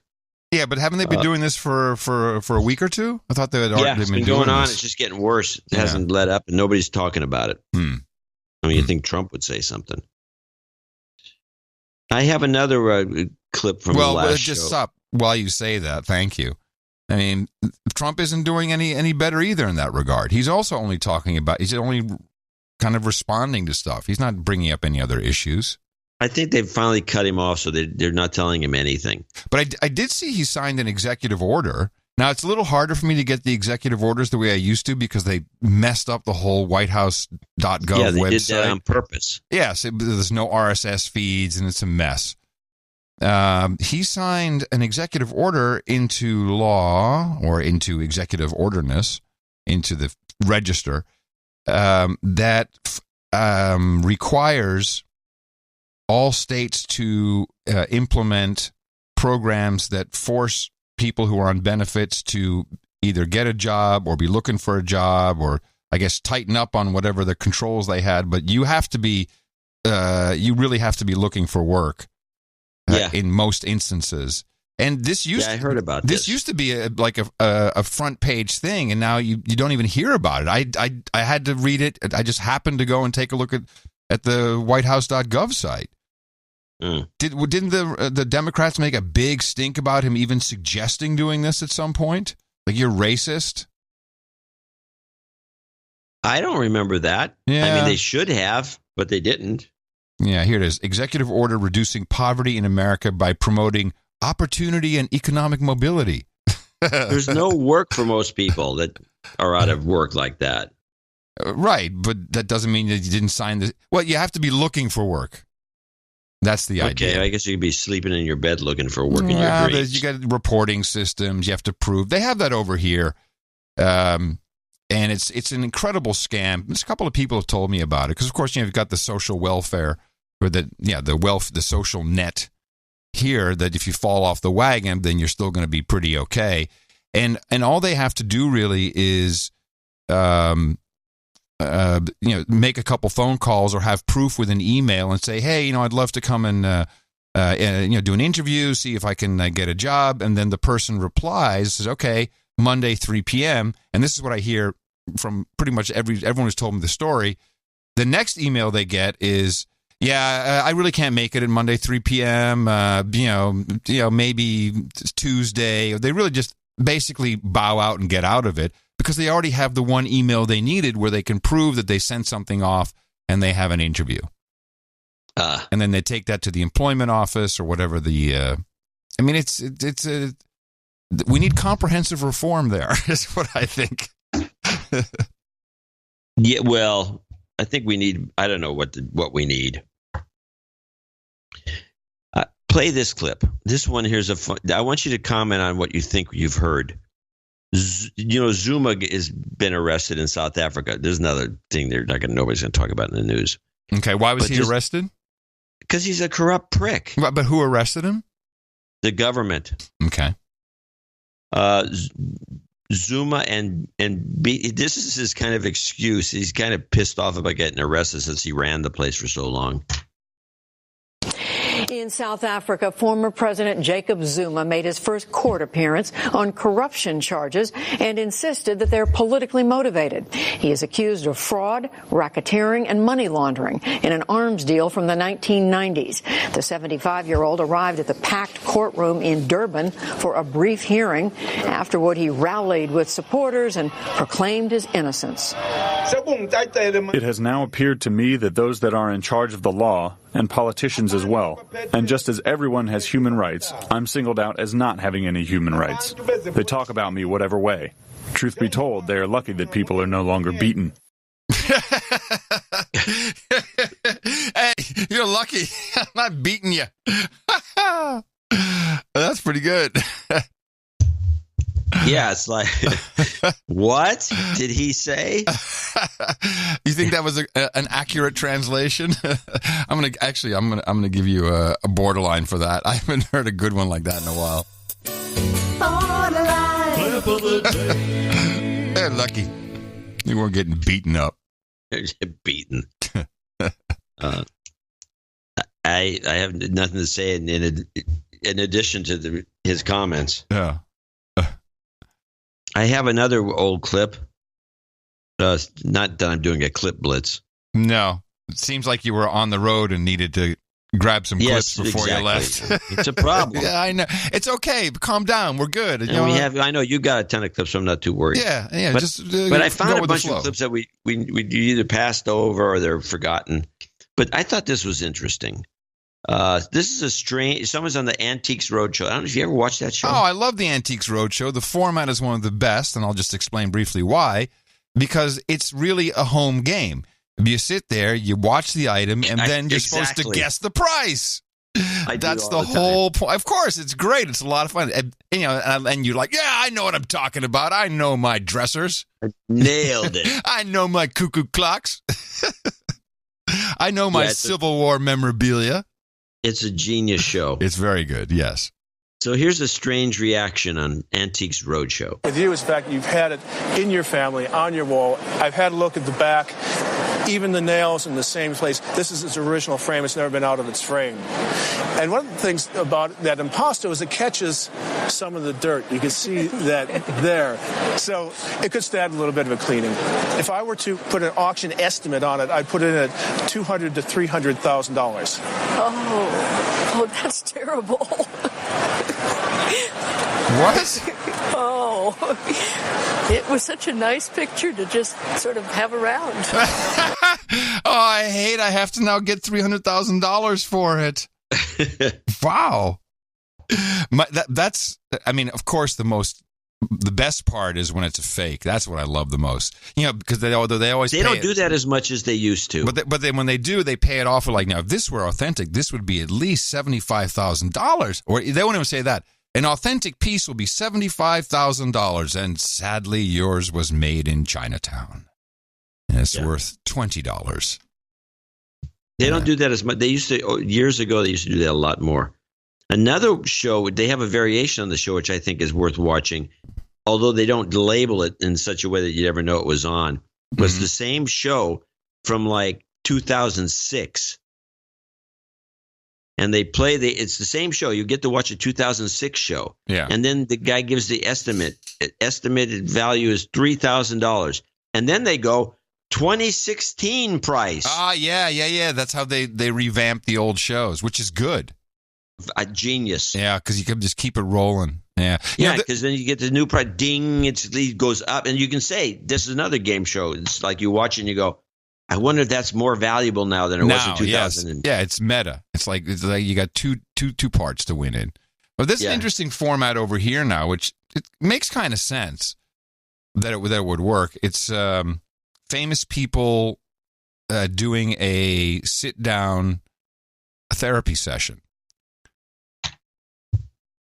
on TV.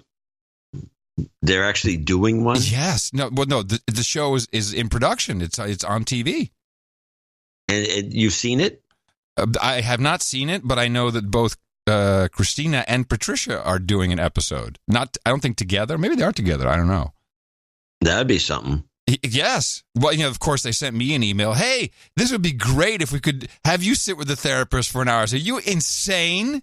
I'm not going to participate in that. But they paid bank. Do they? What? It's not my place to say, but trust me. I mean, they have good money. So what do you think you would have gotten? You didn't ask. Oh, I can tell you what they offered me. Okay. $20,000. To sit down for one show? Yeah. I'm not doing it. I'm not doing it. No way. I have a 3-hour session twice a week, and I actually make a little money. So no. I'm not gonna ruin my life this is a dumb idea. Probably. It doesn't sound very smart. No. So I'm just thinking of the money. No, thank you. Yeah, well, I'm not. No way. Yeah, apparently not. You've got the right idea. Yes. So I have a couple of clips from. It was an actual hit piece on the EPA guy. Is this Scott Pruitt? Is that his name? Yeah, Pruitt. They're trying to get rid of him. Mm-hmm. It's like they're trying to get rid of anybody Trump picked early on. And Pruitt is really what I've heard is he's, besides being a target of getting him fired because he doesn't believe in global warming and he thinks everything's bullshit. Right. A apparently from some Washington insiders, he's like the most charming guy you'd ever want to meet. He just charm your socks off. Mm-hmm. And that's one of the reasons he got the job in the first place, and a reason that they can't get rid of him so easily, because he's like apparently just this great guy that you want to go hang out with. Well, so they're still going after him. So let's play the hit piece.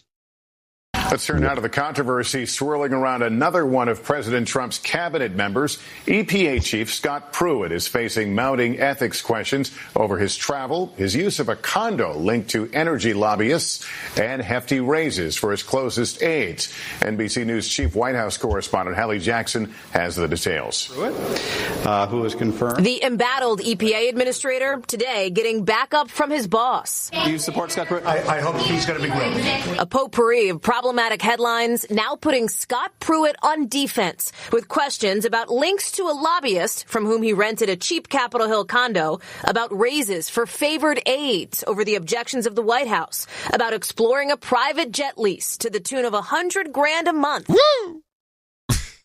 Couple things. First of all, if I call up the Lamborghini dealer and say that I would like to see one. If I were a government official, what would it cost me? You mean like that? No, just like say I'd like to see a Lamborghini. What she said was he's exploring a $100,000 a month lease. Which means she said exploring? She didn't say that he had it? He was just exploring that? Yeah, back it up. This is a scandal. Oh, my goodness. I missed that. Hold on. I want to hear that. Here we go. Let's turn now to the controversy swirling around another one of President Trump's cabinet members. EPA Chief Scott Pruitt is facing mounting ethics questions over his travel, his use of a condo linked to energy lobbyists, and hefty raises for his closest aides. NBC News Chief White House correspondent Hallie Jackson has the details. Pruitt, who has confirmed. The embattled EPA administrator today getting backup from his boss. Do you support Scott Pruitt? Back up from his boss. Lots of alliteration there. I hope he's going to be great. A potpourri of problematic headlines. A potpourri of problematic headlines? Really? Now putting Scott Pruitt on defense with questions about links to a lobbyist from whom he rented a cheap Capitol Hill condo. Stop right there. First of all, they're excoriating the guy for spending too much money. And so he goes and finds a cheap condo from some guy who happens to be a lobbyist. No, his wife. His wife. His wife, not even the guy. Who give him a deal that's really cheap. And instead of praising the guy for saving money, no. Now it's corruption. He's part of the swamp. Yeah, he's part of the swamp. Yeah. So it's like he tries to save money. He's an asshole. He tries, and otherwise he spends too much money. I mean, make up your minds. With questions about links to a lobbyist from whom he rented a cheap Capitol Hill condo, about raises for favored aides over the objections of the White House, about exploring a private jet lease to the tune of $100,000 a month. Exploring a private jet lease. Well, you're right. That's horrible. Yeah, it's totally horrible.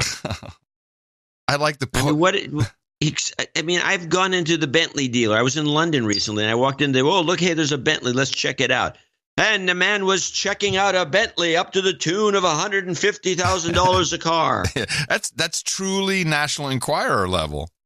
It's very bad. That's Halle Berry. She's really a Trump hater that doesn't. She's dishonest when she reports that stuff. They let her get away with it though. Yeah, of course. All right, because it's NBC, the number one Trump haters right now. Yes. Play two. About exploring a private jet lease to the tune of $100,000 a month. At least one Republican congressman wants Pruitt out. He's acted arrogantly. He's embarrassing this administration, the EPA, and it's just time for him to go. But two administration officials tell NBC News the president himself called Pruitt less than 24 hours ago, with one source saying he told his EPA chief, "Keep fighting. We have your back." An agency spokesperson tells NBC Pruitt is focused on advancing President Trump's agenda.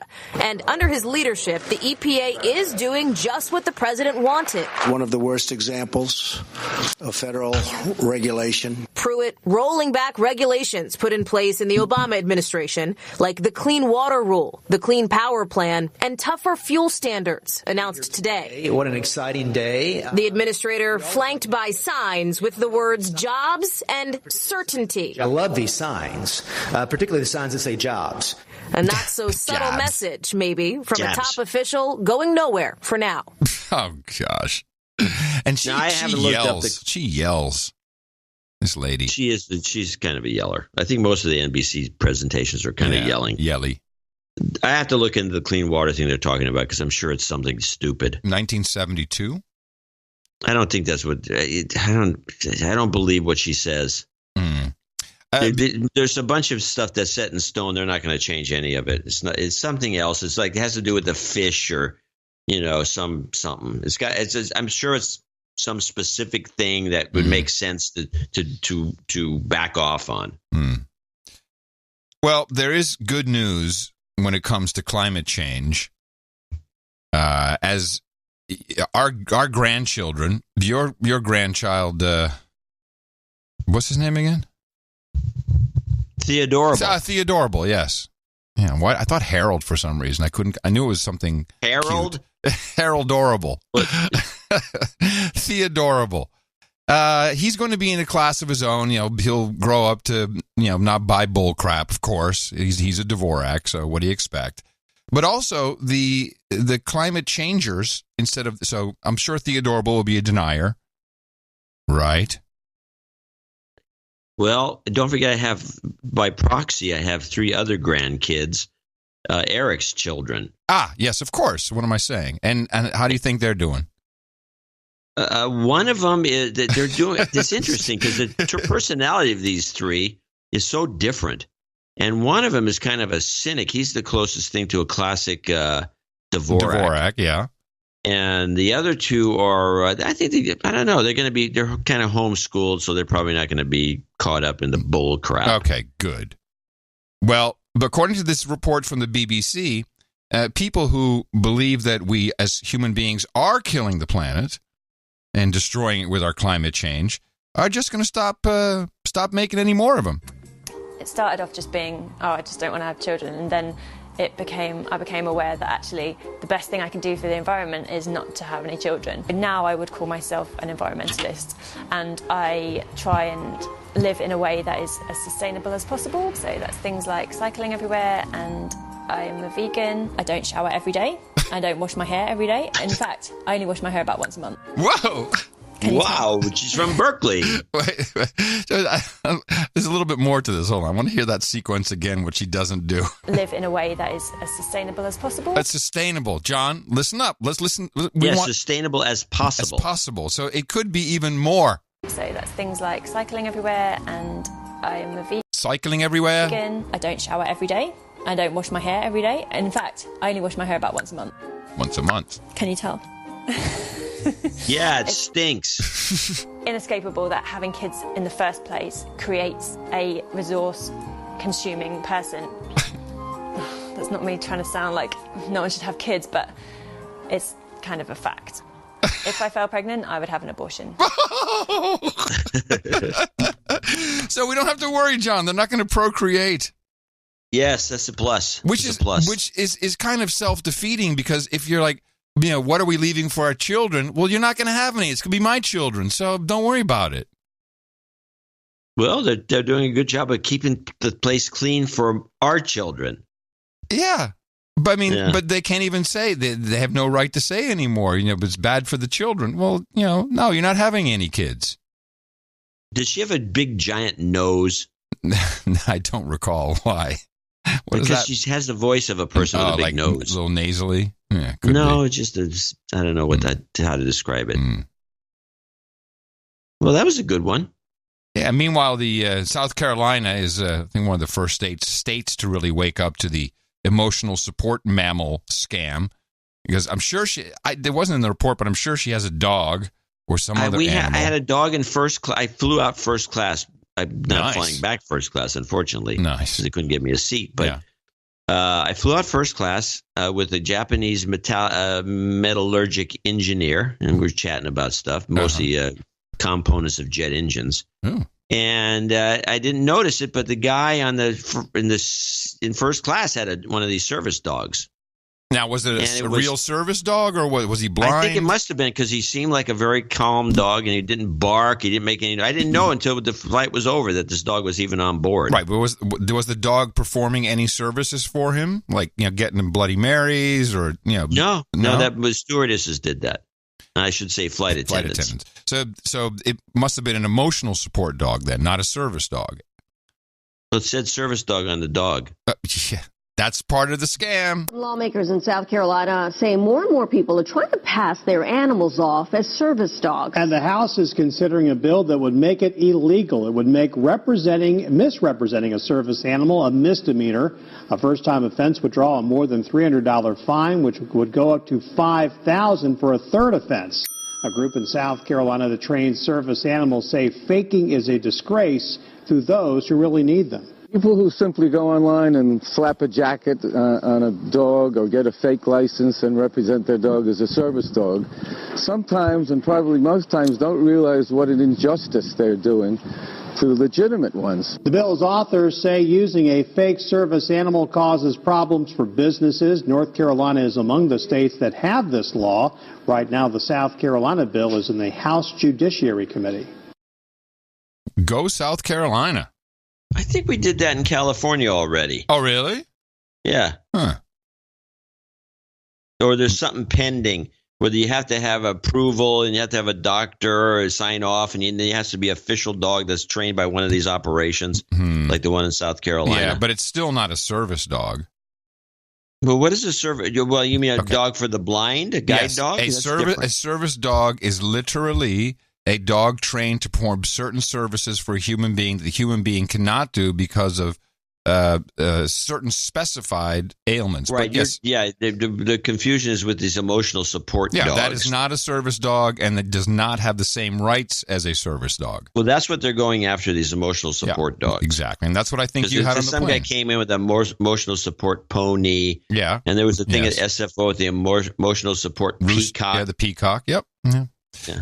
What I did want to ask you about regarding California, I don't know if this is a big deal or not, but it came in as breaking. Since when did breaking news just become breaking? Oh yeah, that's a good point. It's I don't know if I like it. Breaking. It just says breaking. Because breaking news is one thing, but breaking is like, oh wow. Well, it's like you're a brev. Yeah, you're right. It's an abbrev. Breaking. Or whatever. Referendum to split California into 3 states will be on the ballot. 3 states is the right number. But it's going to be on the ballot? The problem is, yeah, I think so. Well, they're trying to get it on the ballot. The problem is they're going to split it wrong. I know exactly how to split it into 3 states. I've written about it. Oh. And it has to be horizontal, so everybody gets ports. What they'd like to do is have one state be just the border, which has all the wealth and ports. And then they'd have the middle, and they got all kinds of different ways of dividing it up. Well, but let me tell you what they have. So the 3 and you can find it at 3stateca.com. Excuse me, NorCal. Is it spelled 3 or 3? 3 or 3? 3 THRE. So you have NorCal, Cal, and SoCal. Yeah, that's the way I had it. That's the way I proposed it 7 years ago. 3stateswhat.com? 3stateca.com. It's kind of a bad domain name. You think? Yeah. The site can't be reached. 3state.ca. No, 3stateca.com. 3 states. No, 3stateca.com. THREESTATECA.com. Tango, Hotel Romeo, Echo, Echo, Sierra, Tango, Alpha, Tango, Echo, Charlie, Alpha. Yeah, okay, I got it. I'm there. NorCal, SoCal. This is exactly what I don't like. I didn't think it was what you were talking about. No, what I've got is... tell them what they've got here, because you understand these maps. I look at them, just like, I don't know. Okay, they have a NorCal, which is everything north of Gilroy, or maybe a little further south, and then it's that whole thing's one state, and that includes the entire San Francisco Bay Area and probably a third of Silicon Valley. Yeah. And then there's SoCal, which is Bakersfield, and most of the state, all the arid areas, but it swings over to include San Diego. And then Cal is bullshit. This is it looks like a big dildo with it does. It's a dildo on the side of the state that has all the ports from, it looks like Monterey all the way down to Long Beach. That's where you want to be. Yeah, it's because you got all the money will be there going through there, and it includes Los Angeles. It looks like this is bullcrap. It's not the way to do it. It's not sharing the state. Right, for one thing, it's right, but you can see that it's just political because what they've done is that look how many people there are. They're trying to make it an equal amount of people. No, I think what they're trying to, there's an element of that, but I think what they're really trying to do here is make it so you have 2 of the 3 states Democrat, and 1 of the states Republican. So that way you end up with 4 Democrat senators instead of 2, and just 2 Republican senators. This is obviously, you can see that it's red state, blue state stuff. Yeah. So why don't they just call it Ukraine, Poland, and Romania and be done with it? That would be perfect. Yeah, they might as well. But in all seriousness, if this is going to be on the ballot, that means it's being taken seriously. They claim they have enough votes already to get it on the ballot. Do you think Californians are into this? I don't think Californians know what they're doing. But that's not my question. I mean, can people be convinced? Not with the way this is drawn up. This is not convincing to me. It's just not right. It's no good. Well, this is your beat now. Actually, the Southern Californian Cal, as they call it, Cal, is really closer to being the same place.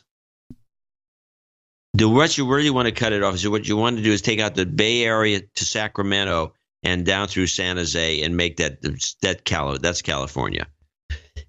Which includes the Gold Rush country and all that stuff. Then you take the Jefferson, which is the state, they call themselves Jefferson already, which is Northern California above Ukiah, or actually above, just south of Redding and all the way to the border.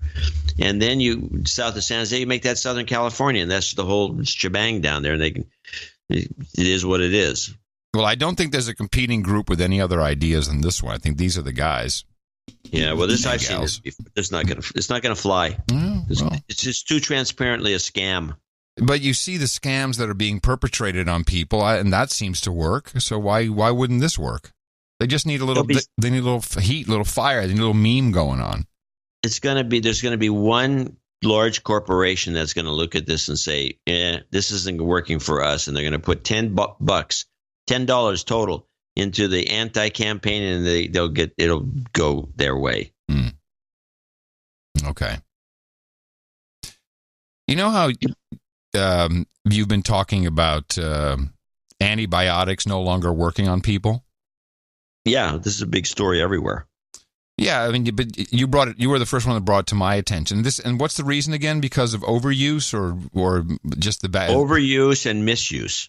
People sometimes they don't take all the antibiotics they're supposed to, leaving a couple of semi-resistant bugs in them, and those things grow to be totally resistant, and then giving them to chickens and making people take antibiotics for acne and all kinds of viruses and colds and stuff.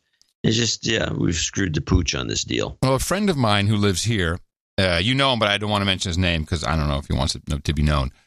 He has lung issues. And he had bacterial infections on his lung, and that took out half his lung a while ago.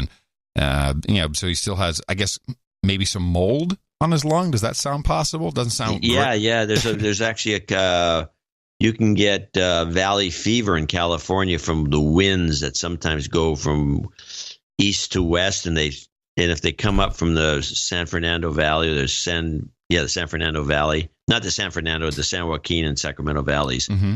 There's a bunch of dust down there, especially south, because they've cut off the water supplies to the farmers. This was all dusty. It's like a dust bowl, and there's some fungus in there that gets in your lungs. Antibacterials don't work? No, it's a fungus anyway. Right. Molds and fungus don't respond to that. So my friend, is getting this. He's getting treatment, something called bacteriophages treatment. Have you ever heard of this? Oh yeah, they're a big deal. Yeah, it's illegal in the EU. So he's in Georgia right now. It's almost illegal here. This is a scandal. If you know it, there's a couple of phage guys that came out of Evergreen. That's why I know anything about it. That are very famous, and they've all had to move their research out of the country because the big drug pharma companies don't want anything to do with these guys. Exactly. This has been outlawed in the EU, and even Taxi Eric had heard about it, so I guess it was a big conversation at some point. I mean, why else would he know about it? So my buddy's in Georgia, and they have a clinic in Georgia. Poland also has a couple of clinics, but I'm not quite sure how they're doing that legally, with the EU and all that. But yeah, it's, you guys spit in a cup, and what they're actually doing, they're now checking at airports to make sure you're not, carrying anyone's samples. You have to actually go there now to Georgia and give them your samples. You used to be able to, maybe it was you could send them through the mail or why? They won't allow it. Yeah, but what's the rationale? Because they don't want people to do it. That's the rationale. Well, it's very well known. It was a well-known methodology. Apparently some years and years and years ago, and then it fell into disrepute for some reason. Do you know how it works? Do you know how it works? Yeah, it's essentially a little bug that finds the bad bacteria, and just sucks it dry. Yeah, but they match it. It's a parasite. Yeah, but they match it. They match it to whatever bacteria you got going on, and that's why they need a culture or something. They need some of your DNA, whatever it is, and then they match that. It takes about 10 days or 2 weeks, and then they treat you. And I think it's oral. I mean, it's not painful or anything. It's not like you're being no blood transfusion. And I don't know if they need your DNA. I think they just need a sample of whatever it is you have. It's not a DNA. No, it's not a DNA technology thing. You're right. No, it's just whatever. I guess your saliva will contain something. I don't know. And they give you. I don't know how it works. They give you a stomach. All I know is it's a big deal. And it's supposed to be the future of of bacteria killers. It's like a. Well, we should hired gun. We should find out about these companies and invest. Buy some calls. Day traders, yeah. Invest. I was blown away. I put a couple links in the show notes, nashownotes.com, if you're interested. And take a look under Big Pharma. Because, this is another one of those. And it only costs 3,000 euros. I mean, so let's just say $3,500. $3,500, you can't even spend 2 hours in the hospital, let alone, go to a clinic for 2 weeks. I mean, obviously, you have to pay separately for wherever you're staying, but, it's outpatient. So it's affordable. They'll probably make a comeback here after somebody who runs a big pharma company or his wife dies of some horrible disease because of that. Oh, then they'll change it. Yeah, they'll get it. That's how it works. They'll get some religion. Yes. All right. Well, this is a clip that might be. What's this clip? Yeah, this is an archive clip that I ran into.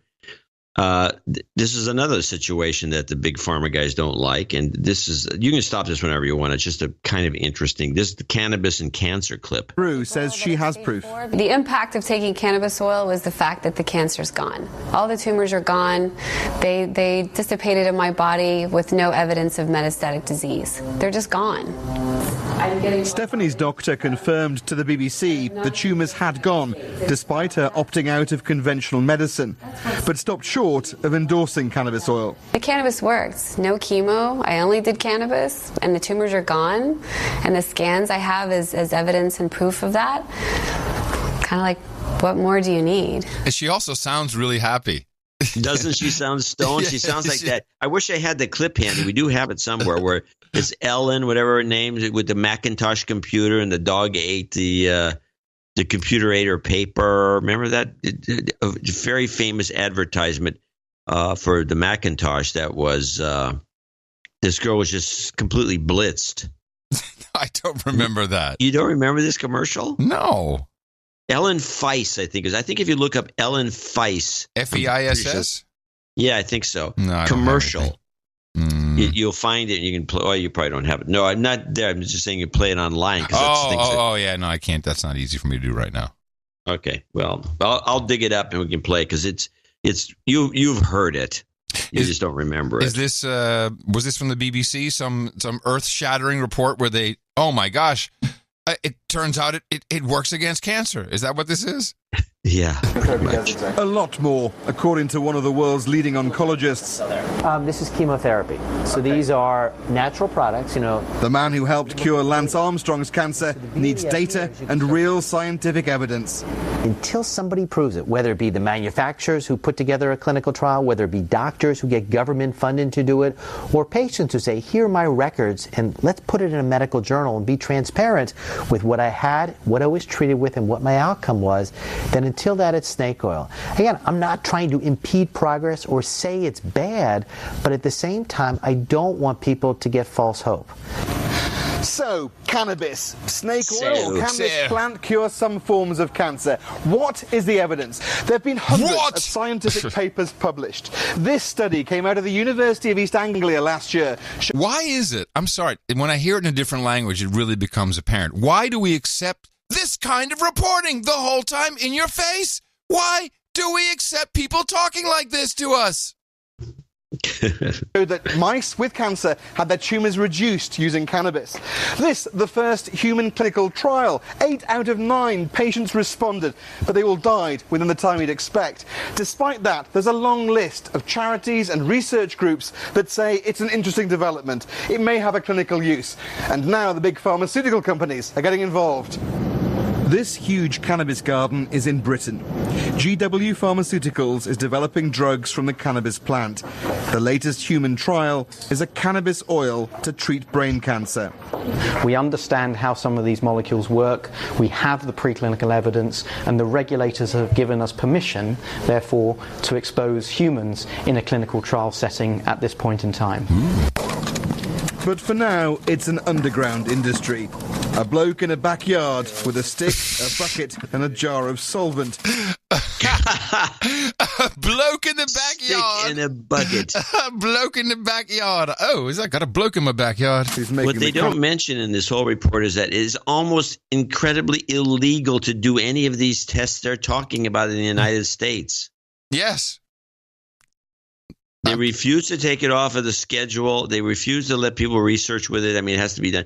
It's been done mostly in Israel is where most of the research takes place. And people always talk about, oh, it just needs more research. You can't do the research. So we have the British report where they conclude that this is all done underground by a bloke in the backyard. The American report would be, it's all done by a dude in a dark alley.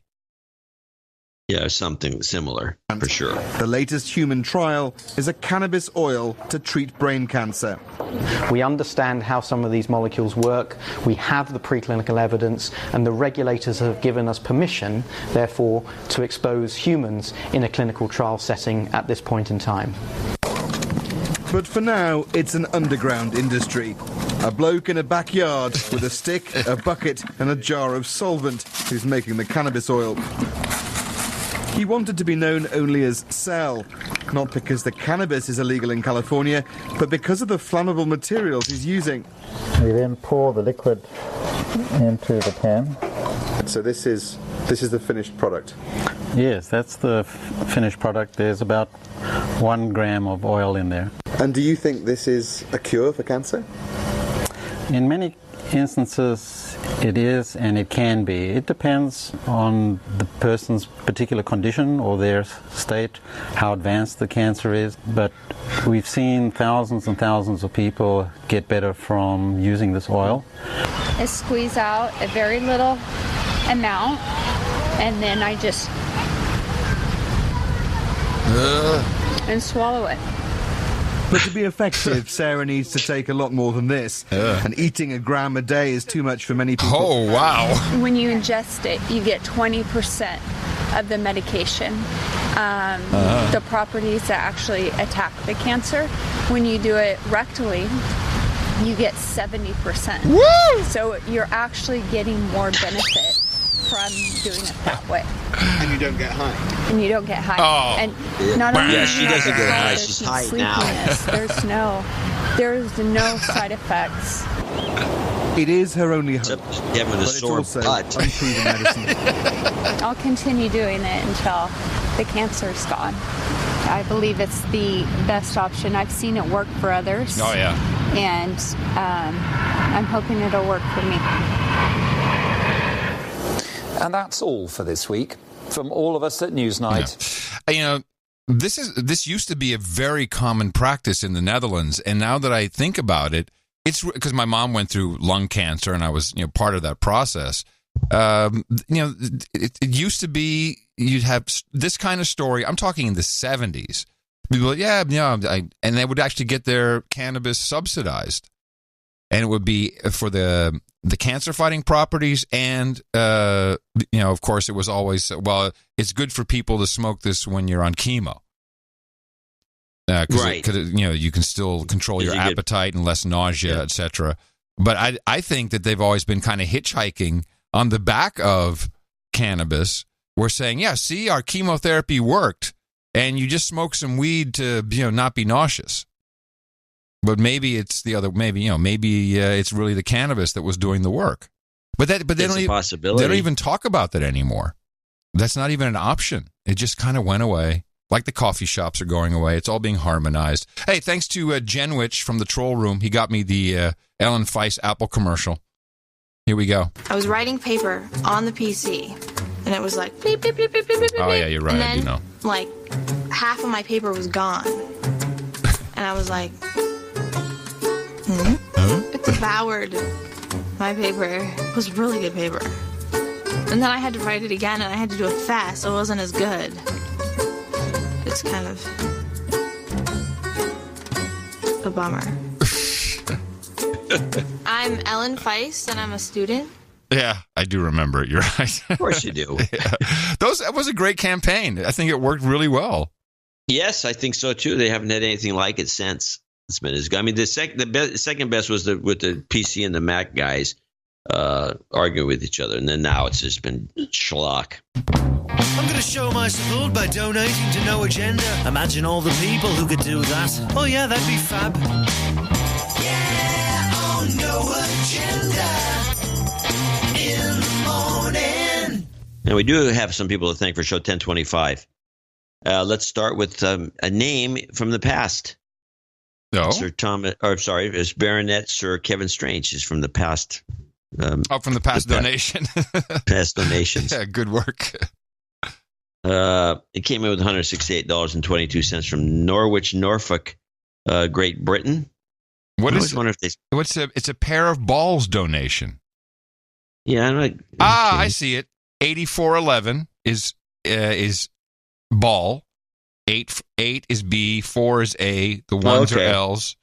Twice that is a pair of balls donation. I like it. We should put that on our regular list. Yeah.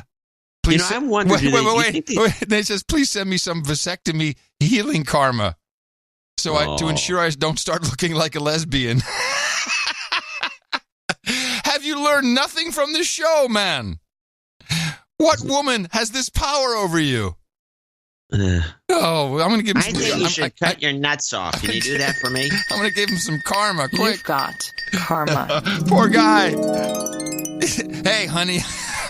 Look, John, stop spreading fake news.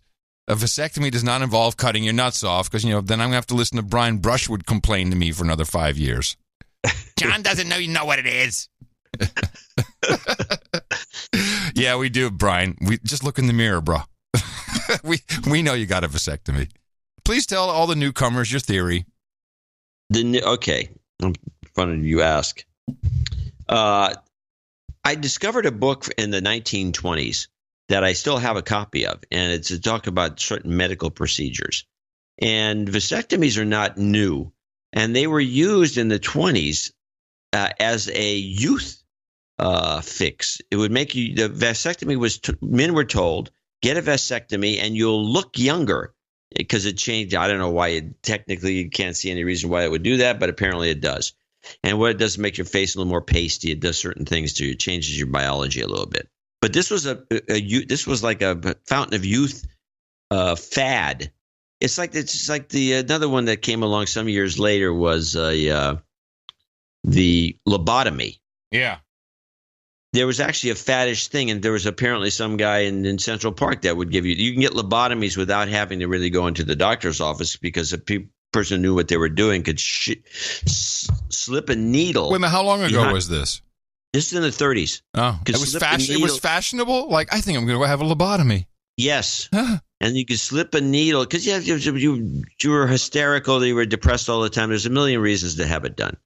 They would slip a needle behind your eyeball, and the thing was, I guess it was curved a certain way. They could actually nick and cut off the little piece of the brain that hooks the front to the back. Yeah. So they do this. They could do this. Apparently, this was being done in Central Park. People were lined up for this. Wait, is this where the expression comes from? I need that, like I need a hole in the head? No? I don't know. Or another hole in the head. It's people going back. So but the vasectomy as a youth, the thing to make you look more youthful and give you more energy, and they probably had a song and dance about it, was popular. It was in this book, and that's where I first saw it. And the first thing I noticed that the guys that showed the before and after pictures, a whole bunch of men. Really? Yeah. Before the vasectomy, and then like a year later, and they all had softened. Their features had softened, and they did look a little younger. There's no doubt about it. But they also looked a little more feminine, and since this was done to, I don't know, middle-aged guys, I'm not sure what the ages were, but I started noticing this with men who had had vasectomies, and I will say this, not all of them, but most of them start to look a little bit like an old lesbian. And so as if there's a uniform lesbian look. There is, I think. Well, and at least I think that there's a uniform lesbian look. I just think it's the Chris Hayes look. That's pretty much it. A little bit. I think that, remember Gene McCarthy, the former head of the EPA? Sure. That's the look I'm talking about. Whoa. Man, now it's getting real. So I mentioned this to Brushwood, and he was, his wife made him get a vasectomy. Yeah. I could be wrong. Maybe No. I know her well. Oh yeah. We know who the boss is there. Okay. Well, she said, "Why don't you either get a vasectomy or cut your nuts off or something? I'm sick of it." I'm sick of you, Brushwood. And, he's been very irked about this, I think, because he looks like a lesbian a little bit already. So. Tina and I really like them. We're supposed to hang out again soon, and that may not happen now after episode 1025. I can assure you. Although he probably has a mole that listens to the show that will tell him, because he doesn't listen to the show. He's too busy. Yeah, he's too busy. Yeah, he's pumping iron. He's pumping iron to kick our ass. Anyway, onward with the donations. Yes. Good luck there, Baronet Sir Kevin Strange. Or should I say, Baronet Sir Kevin Strange? Okay. I was mean. I won't go with that joke. I couldn't help myself. Kurt Kubel in $99.99 from Parts Unknown. Birthday donation.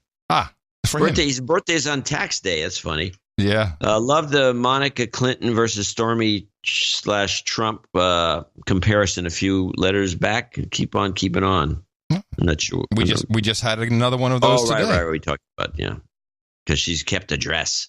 Yep. Christopher Dechter, 5678, Parts Unknown. Sir Pinder Net, double nickels on the dime, 5510, and he's a new knight. Is he going to be knighted today? I can't check. Let me see. No. Well, maybe he's already been knighted. Let me see what he says. As a new knight. Yeah, no, Pindernet. Yeah, we did him. We did him recently. Yes. Okay. I recall now. Sure.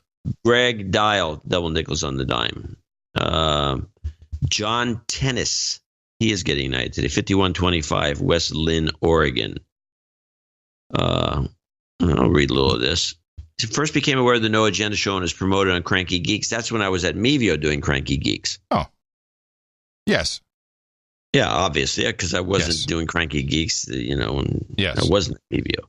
I listened for a month and decided it was indeed the best podcast in the universe. Not wanting to be a douchebag, I knew that I had to help produce the show. I started with $5 a month, and he went on. And he wants to be Sir J.T. Barrington Knight of the Black Telecaster. Yes, he's in. He's in and on the list. Guitar. Mm-hmm. All right. These are $50 donors. Name and location. Mayor Kleinwax. Trevor Hoagland in Portland, Oregon. Keith Yarborough in Austin. Hey, Keith. Matthew Hart. Sorry? I said, hey, Keith. Matthew Hardy in the Gold Coast, Queensland, Australia. I'm in the Gulf Coast. Sir Chris Slewinski in Sherwood Park. Brandon Savoy, Sir Brandon Savoy in Miami, Florida. Or he's in Port Orchard, Washington. Sorry. It's Dame Patricia Worthington. She's in Miami, Florida. Robert Weber in San Jose, California, and last in this very short list, John Haller in Missoula, Montana. I want to thank all these folks for helping us do show 1025. Yes, and thank everyone who came in under $50 for anonymity reasons, or maybe you're on one of the multiple subscriptions, which eventually do become knight and damehoods. That's a fact. And for those of you who got some money back from your municipality and or government, think of us please for our next show. That'll be on Thursday, Dvorak.org/NA. We can use all the help we can get. And please note that we are really pulling out all the stops to bring you the show today from multiple locations around the world. No matter what comes across our path, we still are able to do the show. There we go. Go. Jobs, jobs, jobs, and jobs. Let's vote for jobs.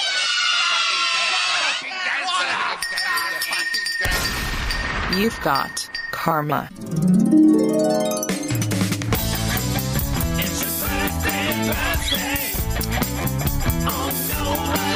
Here's your list for today. Kurt Coble celebrates today on tax day, or 2 days before tax day. Happy birthday. John Tennis turned 60 on April 18th. And a belated birthday to Ellen Snyder, one of the keeper's beautiful daughters. She turned 22 on February 13th. Happy birthday from all your buddies here and Uncle John and Adam at the best podcast in the universe. It's your birthday, yeah. And we have 2 knightings. So I'd like to get them up on stage here. I front the little one. Oh. Well, hold it up close to the mic then. Now pull it out. Yeah, very good. There you go, yeah.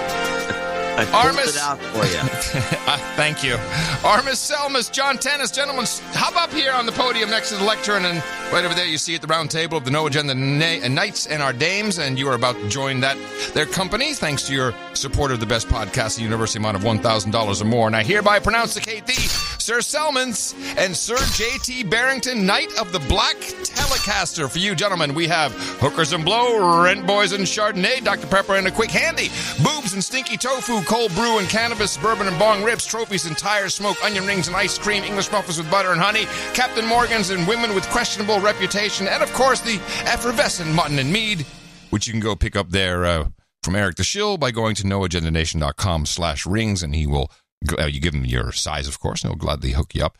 And thank you again for your support. Thank you for showing the value you receive from our show. Thanks for being a producer. I mean, we have great producers. I mean, again, we just say, we need this. It would be great if we can get that commercial, that Apple commercial, and then within not even 4 minutes, it's on MP3 on the mail. Well, I hope to see a few of them. We're having a meetup tonight. Oh, do tell. At what's the name of the place? Knuckleheads. Knuckleheads in Orchard Springs. Is it is it Ocean Springs? Is it a comedy place? Ocean Springs. Is it no? It's a beer house. Oh. Cool. It should be. It sounds exactly like a comedy place. Yeah. Doesn't it? Yeah. Yucks. I mean, it's a comedy place. Knuckleheads. Yeah. Although it could be a biker bar too. Yeah, it doesn't appear to be. So not in that town. So I just thought I'd mention that to anyone. We'll probably get about, I don't know how many people are going to show up. It should be a few. We have about 60 people in the area. I was going to say, did you send out a special bulletin, an APB? Yeah. You can separate out. What you do is you pick a town. Yeah. And then you can tell MailChimp to go 200 miles out. Oh, man. You're a little Cambridge Analytica, aren't you? Yeah, a little bit. I had where was that clip? I had a clip about, yes, here we go. Heather again, back with Matt. And when I was watching this, and it's become watchable because of the Heather and Matt dynamics. And, she's interesting. She's trying to be funny. And she also has an element of ditziness, which is, kind of cool because then we can laugh about her. And she hasn't really been struggling yet. But do you recall there was a clip about an ambassador, and I think it was Kenya, either Kenya, maybe Uganda. Which one? And he had this, was like global engagement center inside the embassy, and they were teaching people how to figure out what fake news is. I've lost track of this. I've completely forgotten about this. Well, it turns out, and now this is quite a while ago, and then when I went looking for it, even crazier, I found in the 900 range of episodes, like 950s, I found 2 dynamite clips about, them basically predicting this, that they were, not predicting, but just saying, hey, this is what we're going to do. And this is, I think, maybe before, let me see. What episode would have been before the whole fake news thing really blew up during the campaign? Would that have been in the 950s? It'd be about a year and a half ago, wouldn't it? I think around September of 16, when it really got hot. Let me see. Maybe I can, if I look at the show notes, let me see. If we look at 16 December, that was the 890s, so it would have been 17. And maybe the 850s. It was two years ago, at least. Yeah, it was a while ago. Anyway, so it turns out that not only is this a real thing, which I think, and I didn't pull those clips, but it was Heather and Matt was like, what is this thing? She says, if there's anything more, I'll look into it. I'll see if there's anything more. Well, she came back, and boy, does she have more, because there was apparently a grant for this stuff, and it's not about, as far as I can tell from these clips, it's not about teaching people how to separate real news from fake news, but how to create it. Do you believe you're more responsible with millions of Americans' personal data than the federal government would be? Oh, well, hold on a second. That's the wrong clip. What am I doing? Sorry, here we go. Okay, so let's get started. Next, I know many of you are interested in the Global Engagement Center, so I wanted to bring you an update on that. I'm pleased to offer an update on the Global Engagement Center, specifically on a funding opportunity that was kind of cool. What happened there is she said she was ad-libbing, I want to provide you an update, and then she switched over to her paper, and she basically said the same thing again, reading from the paper. Did you hear that? Yeah, no, play it again up. Started. Next, I know many of you are interested in the Global Engagement Center, so I wanted to bring you an update on that. I'm pleased to offer an update on the Global Engagement Center, specifically on she went right to the paper. Oh, I'm saying the same thing. She noticed it. Funding opportunity that we launched several weeks ago to solicit proposals to counter state-sponsored disinformation. This program is called the Information Access Fund. The notice of funding opportunity closed on Wednesday night, and we received approximately 150 proposals from around the world. The response shows the active interest that civil society groups have to play a role in countering foreign disinformation. The GEC will now begin its review of the proposals for technical merit. We intend to move quickly to support the top proposals after the anticipated transfer of funds from the Department of Defense is completed. For organizations that missed the deadline but are interested in working with the GEC, they have another opportunity to apply for funding opportunities posted on grants.gov, and that doesn't close until April the 23rd. So we'll keep you posted with any updates on that. Now, so this is the Global Engagement Center, which is now funded by the Department of Defense, which was just some ambassador in some African country was kind of toying around with. But thanks to probably Matt pressuring, saying, hey, I want an update on this. What is it? Now we're finding out that this is quite an operation, and it's not just to help people learn in the information center there near the embassy, help people learn how to that's fake news. I can detect it now. No, it's how to stop nations from spreading fake news. This is a cyber force that they are now bidding out to Well, let's see. Okay.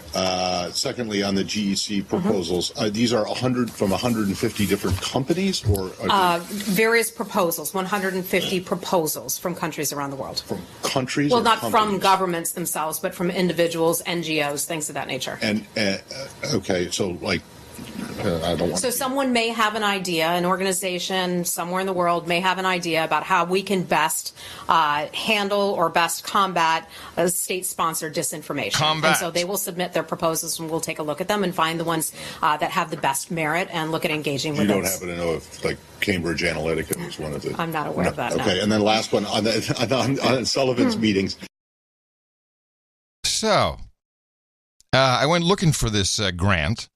Because there's a place to search for it now. Yeah, and you got the full term there. It's the Global Engagement Center. That's what I think I found something on. But even better, I found an older clip. This is the one I was talking about. In the 900s, early 900s, from the Defense One Summit.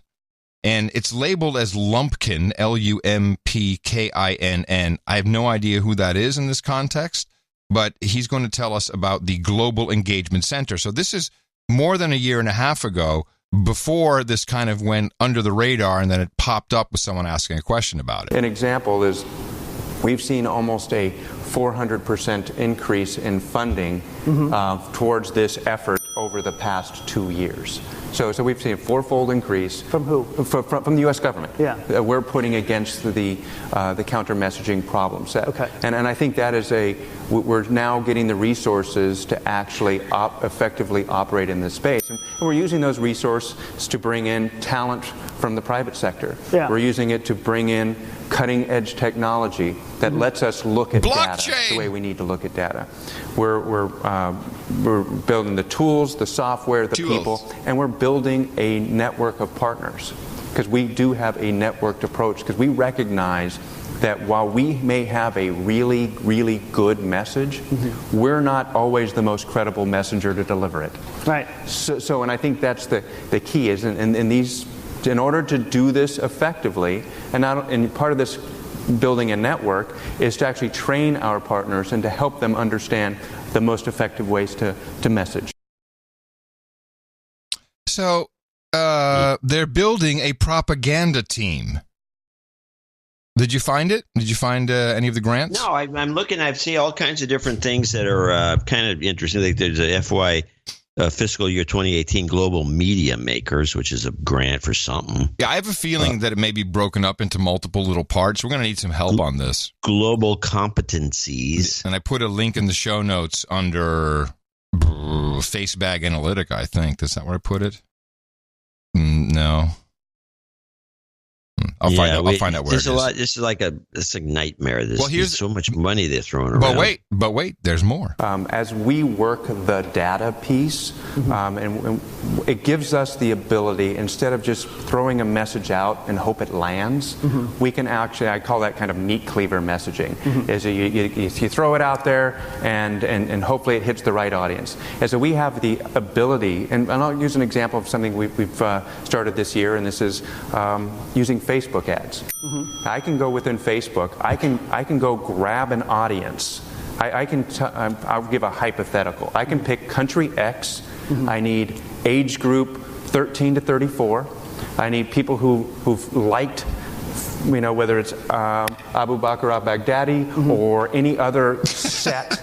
Wait a minute. You can like Abu al-Baghdadi on Facebook? What's his page? I want to like his page. Audience. I bet you can. I'll give a hypothetical. I can pick country X. I need age group 13 to 34.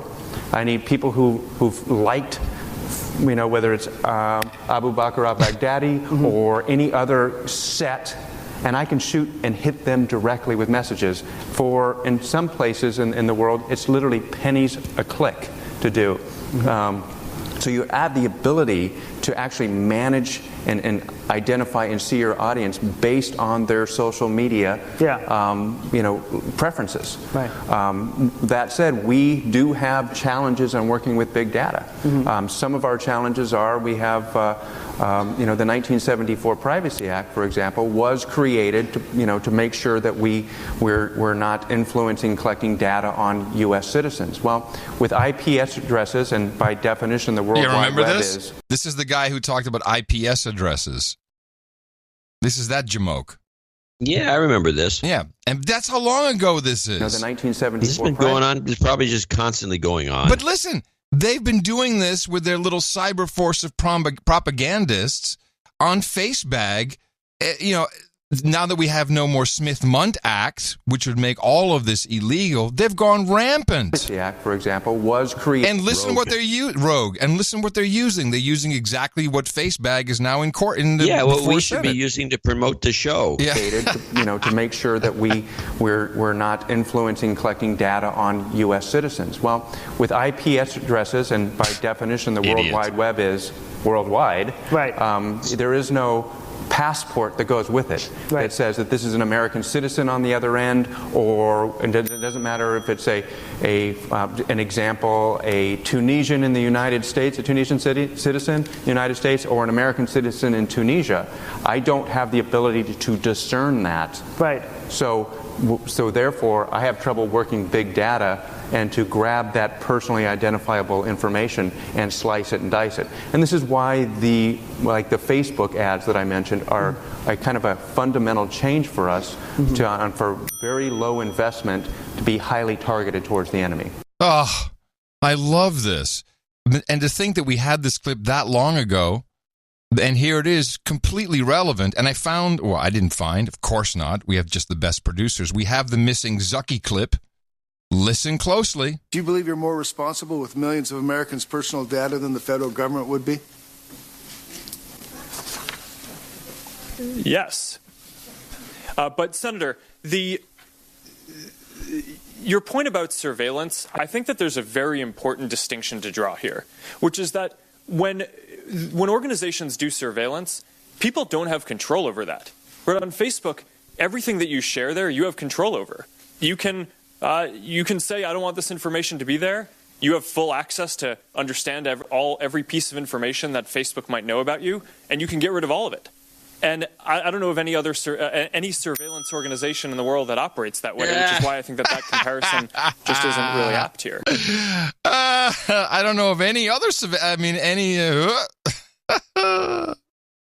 Wow. I think I should probably play that last bit again so people can hear it. As he clearly says, I don't know of any other surveillance organization. Us. And you can get rid of all of it. And I don't know of any other any surveillance organization in the world that operates that way, which is Busted. I got a nice note from one of our producers who I'm leaving anonymous. But he says, along with all the other random info I've sent, I'm working on a master's in AI machine learning. Please don't hate me. The industry pay is $350,000 a year starters. Okay, we like AI. What Facebook, Twitter, etc. are using to identify hate speech, we've been talking about this. Here we go. This is someone who's doing a master's in the field. No slouch. What they're doing what they're using to identify hate speech, along with everything else they've identified that you're interested in, is called a classifier. The, quote, researchers feed it positive example tweets, Facebook posts, etc. of hate speech or of unallowed or unlawful content, along with negative examples. And the AI, which is nothing more than a multidimensional linear regression, outputs a binary, quote, yep, hate speech, or quote, Democrat, for each feature you're trying to classify someone as. Concretely, you like certain things on Facebook, it spits out a probability that you're a cat lover. Above a certain threshold, it's a positive. So the term, of course, the key term is nothing more than multidimensional linear regression. Do you know what that means? Because it seems like he's poo-pooing it. Well, the way he puts it, yeah. So I have no idea what multidimensional. To me, it sounds just like piping a whole bunch of greps together. It's like Grep Democrat, Grep Pipe, Grep Cat. I wonder how many people that Grep Cat. I like that. Grep Cat. I'm a Grep Cat. I'm a Grep Cat, that Grep shit, cat. Baby. I play the saxophone. I also liked Meat Cleaver messaging. Meat Cleaver messaging. I've never heard that term. What does it mean? Well, that's when you just throw in, like on TV, you just throw it out and, pray for the best. Oh, yeah. Mass market. Yeah, mass marketing. Exactly. It's the only way you can get that many people. Yes. Tried and true. That's how you sell soap. Everybody has to buy soap. Eventually. Well, the only thing I got this Facebook clip, which is they're going to require an ID. Now, by the way, I don't believe a word of this. I think we talked about this, didn't we? Yeah, we did. Let me hear the clip. Back in this country, Facebook has announced that people who run issue ads on the site will now have to confirm their identity and location. CEO Mark Zuckerberg also endorsed legislation to make social media identify those who place ads for political candidates. Zuckerberg is set to testify before Congress next week about recent disclosures of massive privacy breaches. Mm-hmm. Okay, from the troll room. Multidimensional linear regression equals just trying a bunch of stuff. Could be true. That would be right. That sounds right. That sounds right to me, too. I was going to try a bunch of stuff and then grep it out. Oh, man. Another anonymous note. This is... Well, I'll just read it to you. Please keep me anonymous to protect my brother's identity. I was on the phone with my brother this morning, and he was telling me that there will be a, quote, white supremacist rally in his town of Noonan, Georgia next weekend, and that the Valdosta, Georgia chapter of Antifa, we haven't heard from them in a while, is planning to show up to protest the event. He is worried that the event will turn the town into the next Charlottesville, and based on the anticipated police presence of nearly 24 agencies, it looks like law enforcement thinks so too. And there's a couple articles there about, and if you just do a Bing it on Noonan, that's with N's, as in November, Noonan, Georgia rally should turn up more. So that's, I think that's happening, was it Thursday? No, next weekend. So I guess in a week from now. No, that's the show day. It's about time, though, that they that Antifa did something because, and quite frankly, I think the news cycle is primed for it because there's only so much storming we can do. It could be. 24 agencies prepared for neo-Nazi rally. Oh, please. Okay. That's how they frame it right away. Yeah. Now, have you been looking at any of this Comey stuff? Sorry. I'm just saying that's the local TV station. No, okay. Well, so could be some poop happening. We'll see if they're funded or not. They have a picture of a guy. It's a great picture. Let's see if it shows up when I blow it up. Of course not. Google has this tendency to tease pictures that aren't really in the article. I should go back to Bing. I don't have Bing on this one. Anyway, go on. I'm sorry. Well, I was going to transition into Comey for a moment. Yeah, no, I've been following a little bit. He's got a book. He's a book tour. There's a book. He just came out with a book, so that you're going to hear about Comey a lot. Mm-hmm. But it's like his apology tour. Well, I have a couple of clips. The first one is from Chris Wallace on Fox News. And, is this book even out yet? Because it seems like it better be coming out soon because all I can see is a lot of heat. With Amazon nowadays, people like to do the pre-book thing before the real reviews come out. Yeah, the pre-order. Yeah, you pre-order it. Yeah. And yeah. Okay. Well, here he is talking about it. Meanwhile, everybody talking about James Comey's book in Washington this morning? I have to say, I haven't seen a copy of it. I may be the only person in America who hasn't. The New York Times has it on the front page, and the Washington Post has it. And what strikes me is how little new there is in the book. We get a lot of opinions, very unpleasant opinions of the president by James Comey, but in terms of hard facts, people are talking about bombshells. There are none. Basically, everything that he said in terms of the facts facts of what the president did. He already has testified before a congressional committee. And in fact, at one point he says, while he thinks the president's behavior may have been unethical, it may not have been illegal. The other thing that surprises me, frankly, is how bitchy the book is. Comey goes out of his way to say the president isn't as tall as he thought he was. He checked out the size of his hands the first time they shook hands, that he noticed that the president seemed to have little white half moons under his eyes. Maybe he had sun tanning. Man, Comey should talk. He's got bags under his eyes.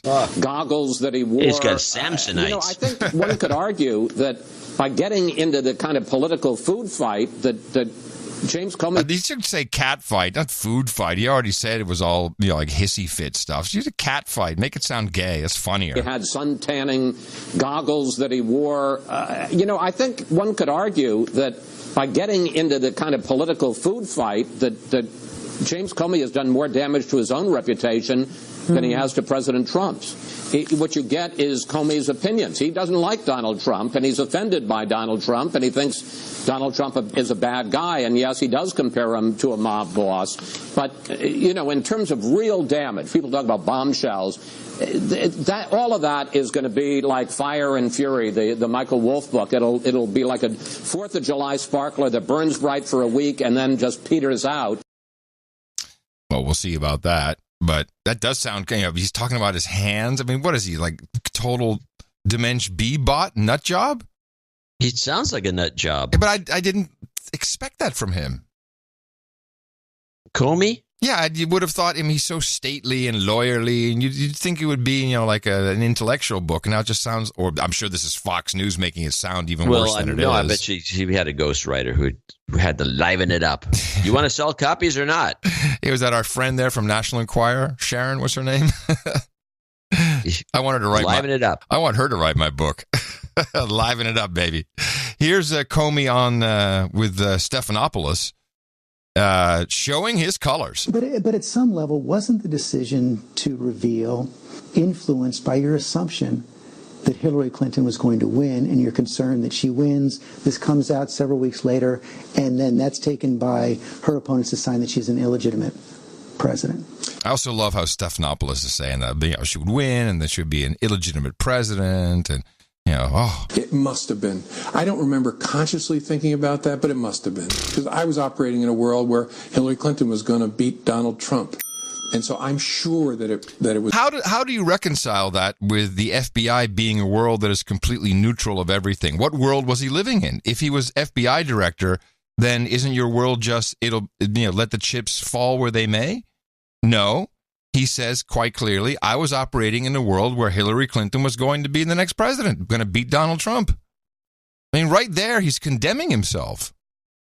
I find this abhorrent. But it must have been, because I was operating in a world where Hillary Clinton was going to beat Donald Trump. And so I'm sure that it was a factor. Like I said, I don't remember spelling it out, but it had to have been that she's going to be elected president. And if I hide this from the American people, she'll be illegitimate the moment she's elected, the moment this comes out. If you knew that letter would elect Donald Trump, you'd still send it? I would. In fact, that was a question asked by one of my best people, a deputy general counsel in the FBI, who was a very thoughtful and quiet person who didn't speak a lot. And that morning we were making that decision, she asked, should you consider that what you're about to do may help elect Donald Trump president? And I paused, and then I said, thank you for asking that question. That's a great question. That's not a great question. But the answer is not for a moment, because down that path lies the death of the FBI as an independent force in American life. If I ever start considering whose political fortunes will be affected by a decision, we're done. And he just finished saying exactly that. I was living in a world where the political assumption was Hillary Clinton was going to win. But if I ever start thinking that, we're done. He was thinking it. I mean, is this just my interpretation? I could be a little too Dementia A here. But you could be a little too Dimension A, yes. Come on, with your breeze, baby. I don't know. I have no idea. The guy sounds like he's nuts. He's a showboat. He's a grandstander. The FBI director has no credibility. He's the wrong man for that position. Comey. James Comey. Call me. Call me. Call me.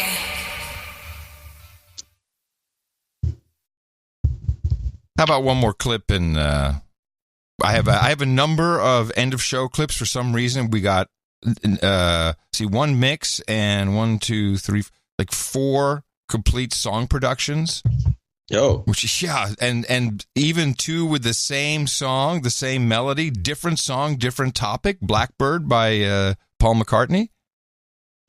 Wow. Yeah, talk about your random number theory. So you want to put the Blackbird ones off till the next show? No. Okay. What I'm saying is, since if you have one last clip, then we can go, and then I can play those. I got a couple last clips, but we're good. We're good. Here's a clip. Well, let's just play this. Well, there's actually a couple. This is a clip I dug up from the archives, and I wanted to. There's never been a follow up on it, and I'm going to do the follow up. This is the dump on fire for 5 years. In another important story, we've been reporting on an unusual number of rare cancers near an old nuclear waste dump outside St. Louis. Well, tonight, the folks who live nearby have a more immediate worry. There is a fire burning underground, possibly within 1,000 feet of the nuclear waste. And Benita Nair is following this. We are sick. Our kids are sick, and we're dying. Hundreds of people jammed into a Bridgeton Union Hall last night, demanding to know if nuclear waste sitting in their local landfill could lead to disaster. We don't go outside. We don't open our windows. You can't 100% guarantee that we're okay. The nuclear waste was illegally dumped in the landfill in the 1970s. It was the byproduct of processing uranium for America's nuclear weapons program. An underground fire has been slowly burning at the landfill for 5 years. Residents are worried the fire could ignite the nuclear material that's about 1,000 feet away. We will look at subsurface temperatures. The Environmental Protection Agency and the landfill owner, Republic Services, insist that's not true. Russ Nocky is the company's spokesman. Are you guys 100% sure that the underground fire will never touch the waste? We are confident that the Bridgeton landfill is in a managed state. Missouri's Attorney General is not so confident. He is suing Republic Services, saying his experts tell him it's possible the underground burn could reach the nuclear material in 3 to 6 months. Ed Smith from the nonprofit Missouri Coalition for the Environment says if the underground fire meets the nuclear material, he fears an environmental emergency. It's not some wild speculation that if there's a fire... Here's the thing, and I'm sure a suratomic rod will pipe in, jump in, pile on. Does it matter? Does it matter if the fire reaches the nuclear material? I don't know. Well, what they've done was they built a wall. Yeah. An underground wall between where they think the nuclear material is and the dump. And the dump, as far as I can tell, is still burning. Okay. Will that work? I think the whole... I don't know why they can't put this... I mean, why can't they put the fire out? Why can't they put the fire out? Well, these underground fires, I mean, there's coal fires around the world that have been burning for hundreds of years and they can't put them out. Huh. Like hundreds of years. They think there's one that may be 500 years burning. Wow, and this is St. Louis? No, not in... No coal fires like in Greece and places. Yeah, there's an old coal fire burning in St. Louis. I didn't mean that, but it was funnier that way.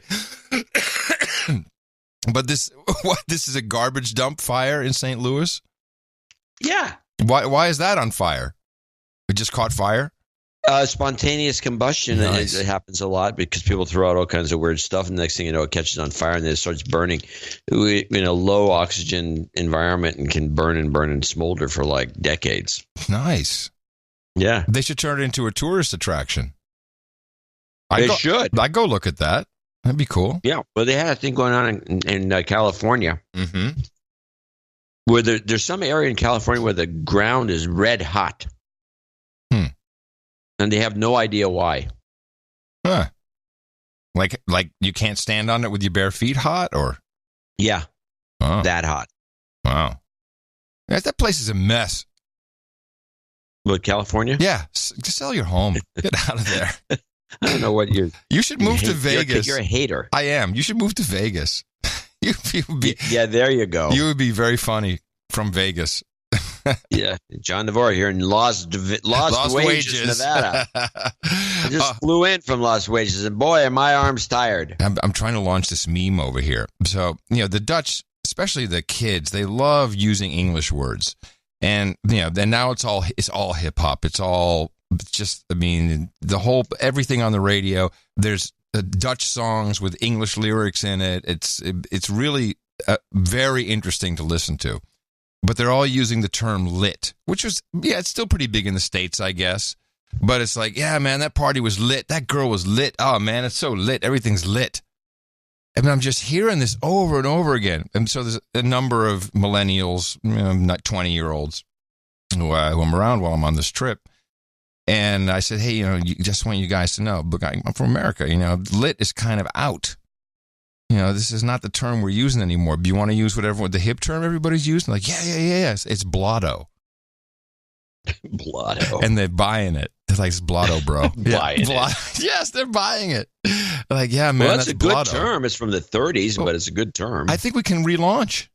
I think it could be worldwide. Blotto. Yeah, hashtag Blotto. Yeah, Blotto. They're all like, yeah, man. Well, what is your definition of Blotto? What do you think it means? Extremely drunk.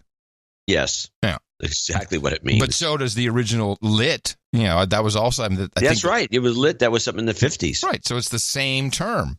Except Blotto is so lame. It's just I want to convince everybody it's cool. And the reason why I hate it is because I think it is cool. Well, the reason why to me it's it's funny. When I did my episode of Swamp Thing, in the script there was this line where me, Nathan, the rock god, was supposed to say, "Oh man, I don't know what happened. I was totally blotto." I'm like, this is the 90s. Rock guys don't say they were blotto. They say they were wasted, hammered. No. It was written this way, so you have to stick to the script. Curry, shut up. And whenever of course, my acting was stellar in this, but that really ruined I think everyone who's ever listened to our shows has gone back and looked at your acting. It really ruined my kindly performance. Say nothing. It really ruined my performance. Okay, and today I'm going to tweet my rocket car of death video. That'll make up for the Blotto, for the Swamp Thing. Blotto. Hashtag Blotto, baby. Hashtag Blotto. All right, you got one more clip? Stoned used to mean drunk, too. Yeah, that's right. That's right. All right, tell me what happened on this story. This is the Falklands. This is another old clip, Falklands. Exploration companies drilling for oil off the Falklands have come up with extremely encouraging results. One well delivered a column of oil of more than 480 meters. The CEO of Rockhopper, one of the exploration firms, thinks the Falklands are sitting on a billion-barrel basin. Even the oil drilling itself has become an important element of the island's economy. But Argentina could use the oil revenue to pay down its huge sovereign debt. The British government has dismissed Argentina's claims as speculation. The UN recommendation is not legally binding. Falkland Islanders themselves overwhelmingly want to remain British. Any change in sovereignty would undoubtedly involve a lengthy diplomatic row. And that's it from your business desk. And now, Brian, you have some news from your favorite sport, cricket. Okay. Did you remember that the Falklands have a shit ton of oil?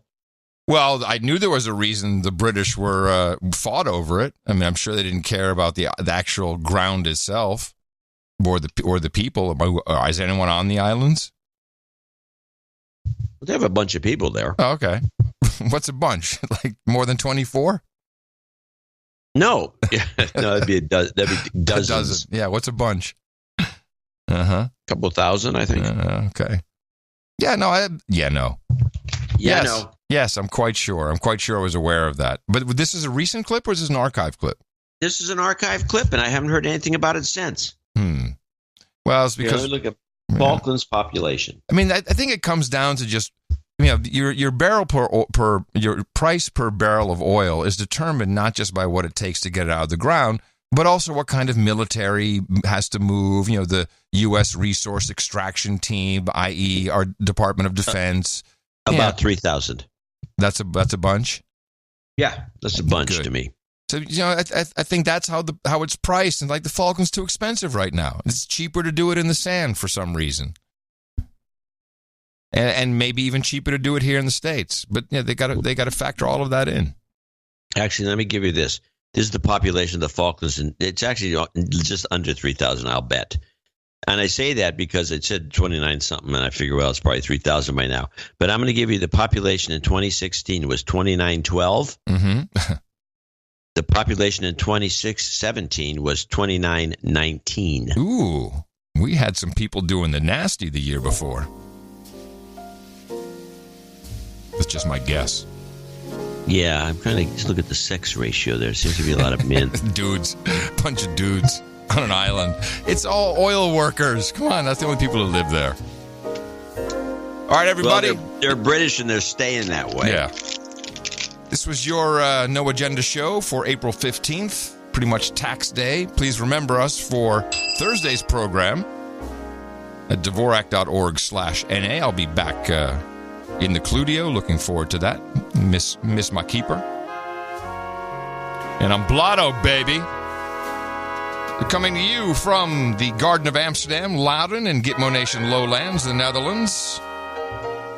In the morning, everybody. I'm Adam Curry. And from Biloxi, actually close to Biloxi, where they're having the Black Spring Break, which is quite an event. And that's what they call it, and it's copyrighted. I'm John C. Dvorak. Until Thursday, as always, we say, adios, mofos! I don't know if you can call me a cab today. Taxi!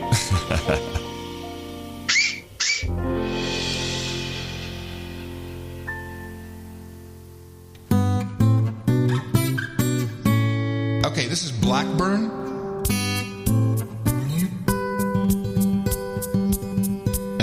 Senator Blackburn. So I've got to ask you, I think what we're getting to here is who owns the virtual you? Congresswoman, I believe that everyone owns their own. And where does privacy rank as a corporate value? Congresswoman, I believe that everyone owns their own. I can't let you filibuster right now. Will you commit to pass privacy legislation? Will you commit to doing that? Congresswoman, I'm not directly familiar I can't let you with filibuster the detail. right I now. certainly think that regulation in this area. Let's get familiar. Congresswoman, giving people control of their information. Well, the reality is, if you have a photo, if you just think about this in your day-to-day life. I can't let you filibuster right now. Let me tell you something right now. Diamond and silk is not terrorism. I'm sorry, that's unacceptable, Blackburn. Blackburn singing in the dead of night. Grill Mark Zuckerberg until he fries. Testifies. Everyone's been waiting for this moment to arrive. Zuckerberg fry. Zuckerberg fry. Maybe it's time to hang him high. Blackburn understands. In the morning, dead of night. Take out all the Russians that you find all your life. You've been waiting for this chance to blow it all sky high. Tomahawk missiles in the dead of night. Even if the reason is a lie, a son must die. It's time we blew it up to send a message to this guy.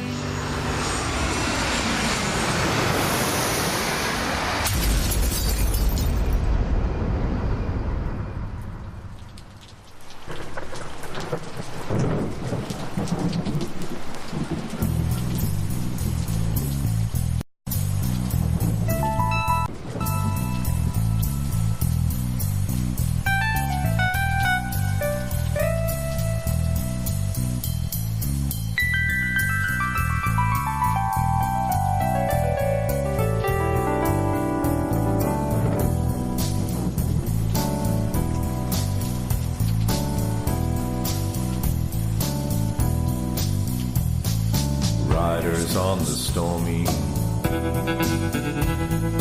riders on the stormy. They say that Trump felt horny when he saw her on the pony. He called her on the phone to organize a bone. Riders on the Stormy. There's a lawyer off the road. They say he took out a bank loan. He said he had to pay to make it go away. But on the phone he lied, now they're locking him inside. Lawyer off the road. Yeah.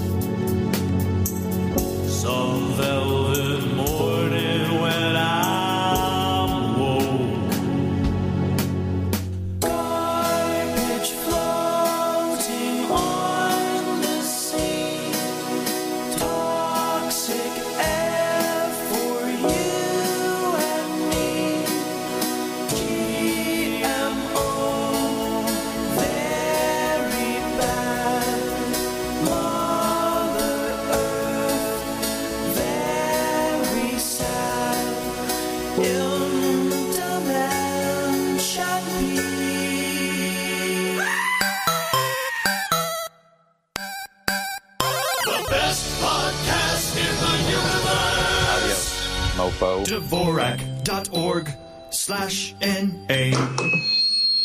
This is cool, Elon. Yeah.